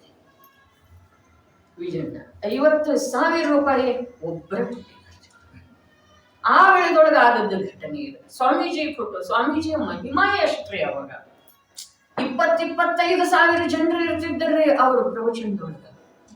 ಅವರದ ವಕ್ತೃತ್ವದ ಪ್ರಭಾವನೆ ಹೀಗಿತ್ತು. ಅವರ ಶ್ವೇತಾಂಬರ ಪರಂಪರೆಯೊಳಗೆ, ಸ್ಥಾನಕವಾಸಿ ಪರಂಪರೆಯೊಳಗೂ ಕೂಡ ಇರುವ ವೇಳೆದೊಳಗೆ 10,000 ಜನರು ಇರ್ತಿದ್ದಾರೆ ಅವರ ಸಭೆಯೊಳಗೆ. ಎಂಥ ಜನರು ಇರ್ತಿದ್ರು.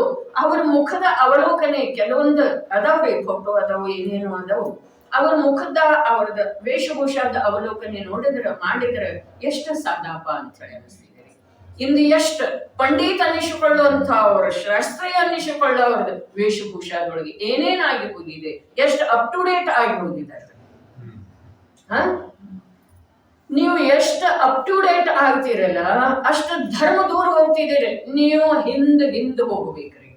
ನನಗೆ ಹಿಂದ್ ಒಂದು ಸಲ ಯಾರೋ ಅಂತಾರೆ ಅಂತ ಹೇಳಿ ವಚನ ಕೇಳಿ ಬಂತಾರೆ, ನೀವು ಎಲ್ಲಿದ್ದೀರಿ, ವಿಜ್ಞಾನ ಯುಗ ಎಲ್ಲಿ ಹೊರಟಿದೆ, ಅದು ಹೊರಟಿದೆ ಷಷ್ಠಮ ಕಾಲದವರೆಗೆ. ನಾನು ಪಂಚಮ ಕಾಲದಲ್ಲಿ ಇಲ್ಲದೇ ಇರುವ ಸಲುವಾಗಿ, ನಾನು ಪಂಚಮ ಕಾಲದಲ್ಲಿ ಇರದೇ ಇರುವ ಸಲುವಾಗಿ ಚತುರ್ಥ ಕಾಲದ ಕಡೆಗೆ ಹೊರಟಿದ್ದೇನೆ ಅಂತ ಹೇಳಿ ನಾನು ಹೇಳಿದ್ದೇನೆ. ಇದೇ ಪ್ರಕಾರದ ಒಂದು ಸ್ಥಾನದೊಳಗೆ ಕೂತರೆ ವಿಜ್ಞಾನ ಎಲ್ಲಿ ಹೊಂಟಿದೆ, ಜನರು ಇಂದು ಬುದ್ಧಿವಂತಿಕೆ ಎಲ್ಲಿ ಹೊಂಟಿದೆ, ನೀವಿನ ಎಲ್ಲಿ ಅದಿರಿ. ಅದೇ ನಾನು ಪಂಚಮ ಕಾಲದಲ್ಲಿ ಇರ್ಲಿಕ್ಕೆ ಬಯಸ್ತಾ ಇಲ್ಲ, ನಾನು ಹೊರಟಿದ್ದೇನೆ ಚತುರ್ಥ ಕಾಲ. ನೀವು ಈ ವಿಜ್ಞಾನ ಎಲ್ಲಿ ಒಯ್ತಿದೆ ಅಂತಂದ್ರೆ ನಿಮ್ಮನ್ನ ಆದಷ್ಟವಾಗಿ ಷಷ್ಠಮ ಕಾಲಕ್ಕೆ ಮುಗಿಸ್ತಿದೆ. ಬಹಳ ಮೊದಲು ಹೇಳಿದೆ ಅಂದ್ರೆ ಅವಾಗೇನು ಇಷ್ಟೇನು ಅಂತೇನು ಇರ್ಲಿಲ್ಲ ಬಿ ನನಗ. ಅಂದ್ರೆ ಈಗ ಆಗಿದೆ ಅಂತ ಅರ್ಥ ಅಲ್ಲ. ಬಹಳಷ್ಟು ಗ್ರಂಥಗಳನ್ನ ಸಂಯೋಗ ನನ್ನ ಮೇಲೆ ಇದೆ, ದಯಾ ಇದೆ ರೀತಿ ಮಾಡಿ.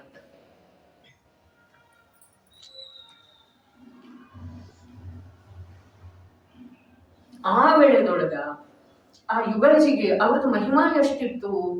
ಅವರ ಖರೀದಿಗೆ ಬಂದಿರುವ ವೇಳೆದೊಳಗೆ 250 ಪ್ರಶ್ನೆ ಭಾವನಗರಕ್ಕೆ ಸೂರತ್ ಬಂದಿರುವ ವೇಳೆದೊಳಗ ಇಲ್ಲಿ ಹೀಗೊಂದು ಸಂತಂದ ನಡೀತಾ ಇದೆ ಅಂತ ಹೇಳಿ ಹೇಳಿದ್ರೆ 250 ಪ್ರಶ್ನೆ ತಗೊಂಡು ಬಂದಿದ್ದಾರೆ ಸ್ವಾಮೀಜಿ ಕಡೆಗೆ. 250 ಪ್ರಶ್ನೆ ತಗೊಂಡು ಬಂದಿದ್ರು. ಆದ್ರೆ ಎಲ್ಲಾ ಪ್ರಶ್ನೆಗಳ ಒಂದಾದ್ಮೇಲೆ ಒಂದು ಪ್ರವಚನಗಳನ್ನು ಕೇಳಿದ ನಂತರ ಎಲ್ಲಾ ಮತ್ತವ್ರು ಇನ್ನೊಬ್ಬರು ಇದ್ರೆ ಯಾರು ಹೇಳಿದ್ರು ಭಾರಿಲ್ಲ. ಮತ್ತ ಅವ್ರಿಗೆ ರಾಮ ಲಕ್ಷ್ಮಣ ಅಂತ ಹೇಳಿ ಹೇಳ್ತಿದ್ರು. ಮಗ ಸತ್ತ ಅಂತ ಹೇಳಿ ಹೇಳಿದ್ನ, ಸತ್ತಾವ ನನ್ನ ಮಗ ಅಂತ ಹೇಳಿ ಹೇಳಿದ್ನ. ಅಪ್ಪ ಅಳ್ತಿದ್ದ, ಏನಂತ ಬರವಂತ ಹೆಸರು ಆ ಬಾಬುಭಾಯಿ ಮೆಹ್ತಾ ಅವರು 100-200 ಪ್ರಶ್ನೆ ತಗೊಂಡು ಬಂದಿದ್ದಾರೆ. ಅದರ ಒಂದು ಪ್ರವಚನ ಪಕ್ಕಾ ವಿರೋಧಿ ಅವರ ಬಾಬುಭಾಯಿ ಮೆಹ್ತಾ ಇವ್ರದಂತೂ ವೈಷ್ಣವ ಪರಂಪರೆ ಯುಗಲ್ ಪಕ್ಕಾ ವಿರೋಧಿ ಪದ್ಮಾವತಿಯ ಕಟ್ಟರ ಭಕ್ತರೇ ಅವರ ಮತ್ತು ಪ್ರವಚನ 1, 2, 3 ಕೇಳಿದ್ರಲ್ಲ ಅವರಿಗೆ ಸಮರ್ಪಿತನಾದ ಇಂಥ ವ್ಯಕ್ತಿಗಳು ಅಂದ್ರೆ ಪರೀಕ್ಷಾ ದೃಷ್ಟಿಯಿಂದ ಬಂದರೆ ಅವರ ನಾವು ವಿರೋಧ ದೃಷ್ಟಿಯಿಂದ ಹೋಗ್ತೇವೋ ಅಥವಾ ಅಂಧಾನುಕರಣೆಯಿಂದ ಹೋಗ್ತೇವೋ ಅವ್ರ ಹೊಂಟಿದಾರಲ್ಲಿ ನಾನು ಹೋಗೋಣ ಅಂತೇವೆ. ನಾವು ಅಂಧಾನುಕರಣದಿಂದ ಅವ್ರ ಶ್ರದ್ಧೆ ಮಾಡಿದೇವ್ರಿ, ಪರೀಕ್ಷೆ ಮಾಡಿಲ್ಲ. ಹಾಗಾದ್ರೆ ಆ ಯುಗರ್ಜಿಗೆ ಆ ಸ್ವಾಮೀಜಿ ಬಗ್ಗೆ ಬಹಳ ಮಹಿಮಾ ಇರ್ತಾರೆ ಅಂತ ಹೇಳಿ ಅವರು ಫೋಟೋ ಹಾಕಿದ್ದಾರೆ. ಜನರದ ವಿರೋಧ ಆಯ್ತು. ಈ ವ್ಯಕ್ತಿಯ ಫೋಟೋ ಇತ್ತು ಅಂತಂದ್ರೆ ನಾವು ಈ ಶಿಬಿರ ನಡೆಯೋದಿಲ್ಲ. ಅಲ್ಲೇ ಅವ್ರದನ್ನೇ ಶೇಡವಾಳದನ್ನ ಮಾತ್ರ ಹೇಳಿಲ್ಲ. ಮೊಟ್ಟ ಮೊದಲು ದಕ್ಷಿಣದೊಳಗಾಯ್ತು 1 ತಿಂಗಳು ದಿನಾ ಮೀಟಿಂಗ್ ಇರ್ತಿದ್ವು ರೀ. ಮತ್ತ ನಾಳೆ ಇನ್ನು ಶಿಬಿರ ಬೆಳಿಗ್ಗೆ ಶುರು ಆಗೋದಿದೆ. ಪ್ರಿಯಾಂಕರ್ ಡಾಕ್ಟರ್ ಯಶ್ಪಾಲನ್ನ ಎಲ್ಲಾರು ಬಂದಿದ್ದಾರೆ. ಮತ್ತ ಇವತ್ತ ರಾತ್ರಿ ಅಪ್ಪಾಜಿಗೆ ಧಮಕಿ ಕೊಟ್ರು, ಹೆಂಡ್ರ ಮಕ್ಕಳಿದಾರ ನೋಡಿ ಜಾಕೆ ಅಂತ ನಿನ್ನ ಮನಿ ಮೇಲೆ ಕಲ್ಲು ಬೀಳ್ತಾವ. ಏನೋ ಉತ್ತರ ಕೊಡ್ಬೇಕು. ಉತ್ತರ ಕೊಡೋದಂತೂ ಅವರ ರಕ್ತಗುಣದೊಳಗೆ ಇರ್ತದೆ.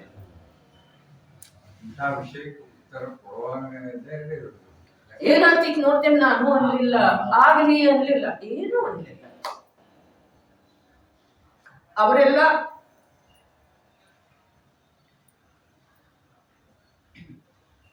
ಇತಿಹಾಸ ಪುರುಷ ಆದರ್ಬೇಕು.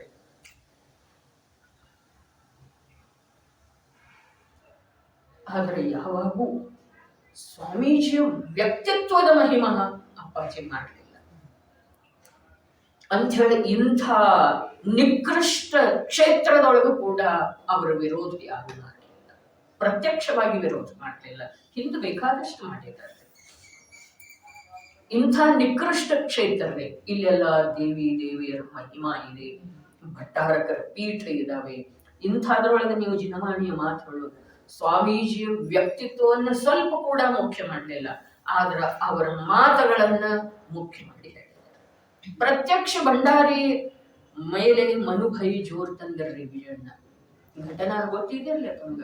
ಮನುಭೈ ಅವ್ರ ರಾಜಾಜಿನಗರದೊಳಗೆ ಮಂದಿರ ಕಟ್ಟಿದಾಗ 1 ವರ್ಷದೊಳಗ ಏನೂ ಆಗ್ಲಿಲ್ಲ. 20-25 ವರ್ಷ ತನಕ ಭಂಡಾರಿ ಮೇಲೆ ಪ್ರೆಷರ್. ಭಂಡಾರಿ ಬಂದು ಅಪ್ಪಾಜಿ ಹತ್ರ ಕಣ್ಣೀರ್ ಹಾಕ ಅವ್ರು ಹೇಳೋರು ಕ್ಯಾ ಕರ್ನ. ಅಪ್ಪಾಜಿ ಅನ್ನೋರ ಹ್ಞೂ ಅಂದ್ರಿ, ಬರೀ ಹ್ಞೂ ಅಂದ್ರಿ, ಆಯ್ತು ಅಂದ್ರಿ. ಕಿತ್ನೇ ದಿನ कहना, 1 ದಿವಸ ಆವೇಶಲೆ ಅಂತಾರೆ ಅವರ ಭಂಡಾರಿ ಅವರು. ಆಗ ಅಪ್ಪಾಜಿ ಅಷ್ಟೇ ಶಾಂತಿಯಿಂದ ಹೇಳಿದರು, भारत पाकिस्तान का समस्या कितने दिन से चल रहा है शेख साहब ಅಂತ ಹೇಳಿದ್ರು. ಅದಕ್ಕೆ ಅವರು ಉತ್ತರ ಕೊಟ್ಟರೆ ಆರಾಮ ಇರ್ಬೇಕ್ರಿ. ಆ ಪ್ರಕಾರ ಅವರ ಕೂಡ ಯೋಗ್ಯತಾ ಇರ್ತಾರೆ.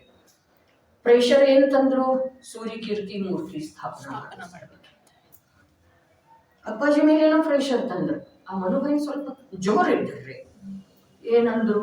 ಚಂಪಾಬಾಯಿ ಅದೇನು ಸಂಯುಕ್ತ ಜಯಂತಿ, ಜನ್ಮ ಜಯಂತಿ, ಅದು ಪುಣ್ಯತಿಥಿ, ಅವೆಲ್ಲ ವಿಶೇಷ ಫೋಟೋ ಬರ್ಬೇಕು ಆತ್ಮಧರ್ಮದ ಮೇಲೆ.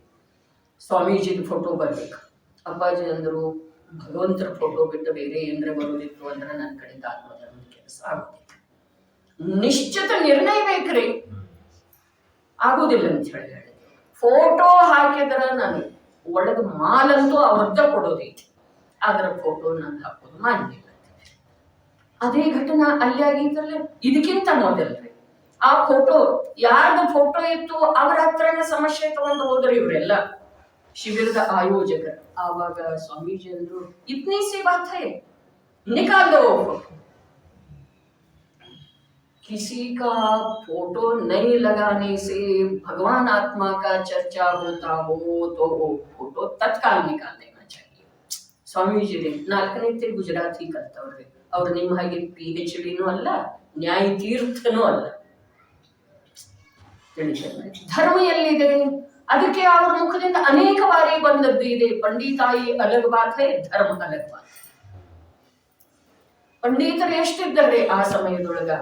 ಅವರದೆಲ್ಲ ಕೊನೆಗೆ ಉದ್ಗಾರ ಬಂತ್ರಿ. ಫುಲ್ಚಂದ್ ಶಾಸ್ತ್ರಿ, ಇವ್ರ ಯಾರ್ಯಾರ ಕೈಲಾಸ ಚಂದ್ರ ಸಿದ್ಧಾಂತ ಶಾಸ್ತ್ರಿ, ಅವರೆಲ್ಲ ಏನಂದ್ರಿ? ಕಾಂಜಿ ಸ್ವಾಮಿ ಉದ್ಭವ ಆಗಲಿಲ್ಲ ಅಂತಂದ್ರೆ ಮಂಗಲಂ ಕುಂದ ಕುಂದಾಗ್ಯೋ ಇಷ್ಟ ಅಂತಿದ್ವಿ ನಾವು.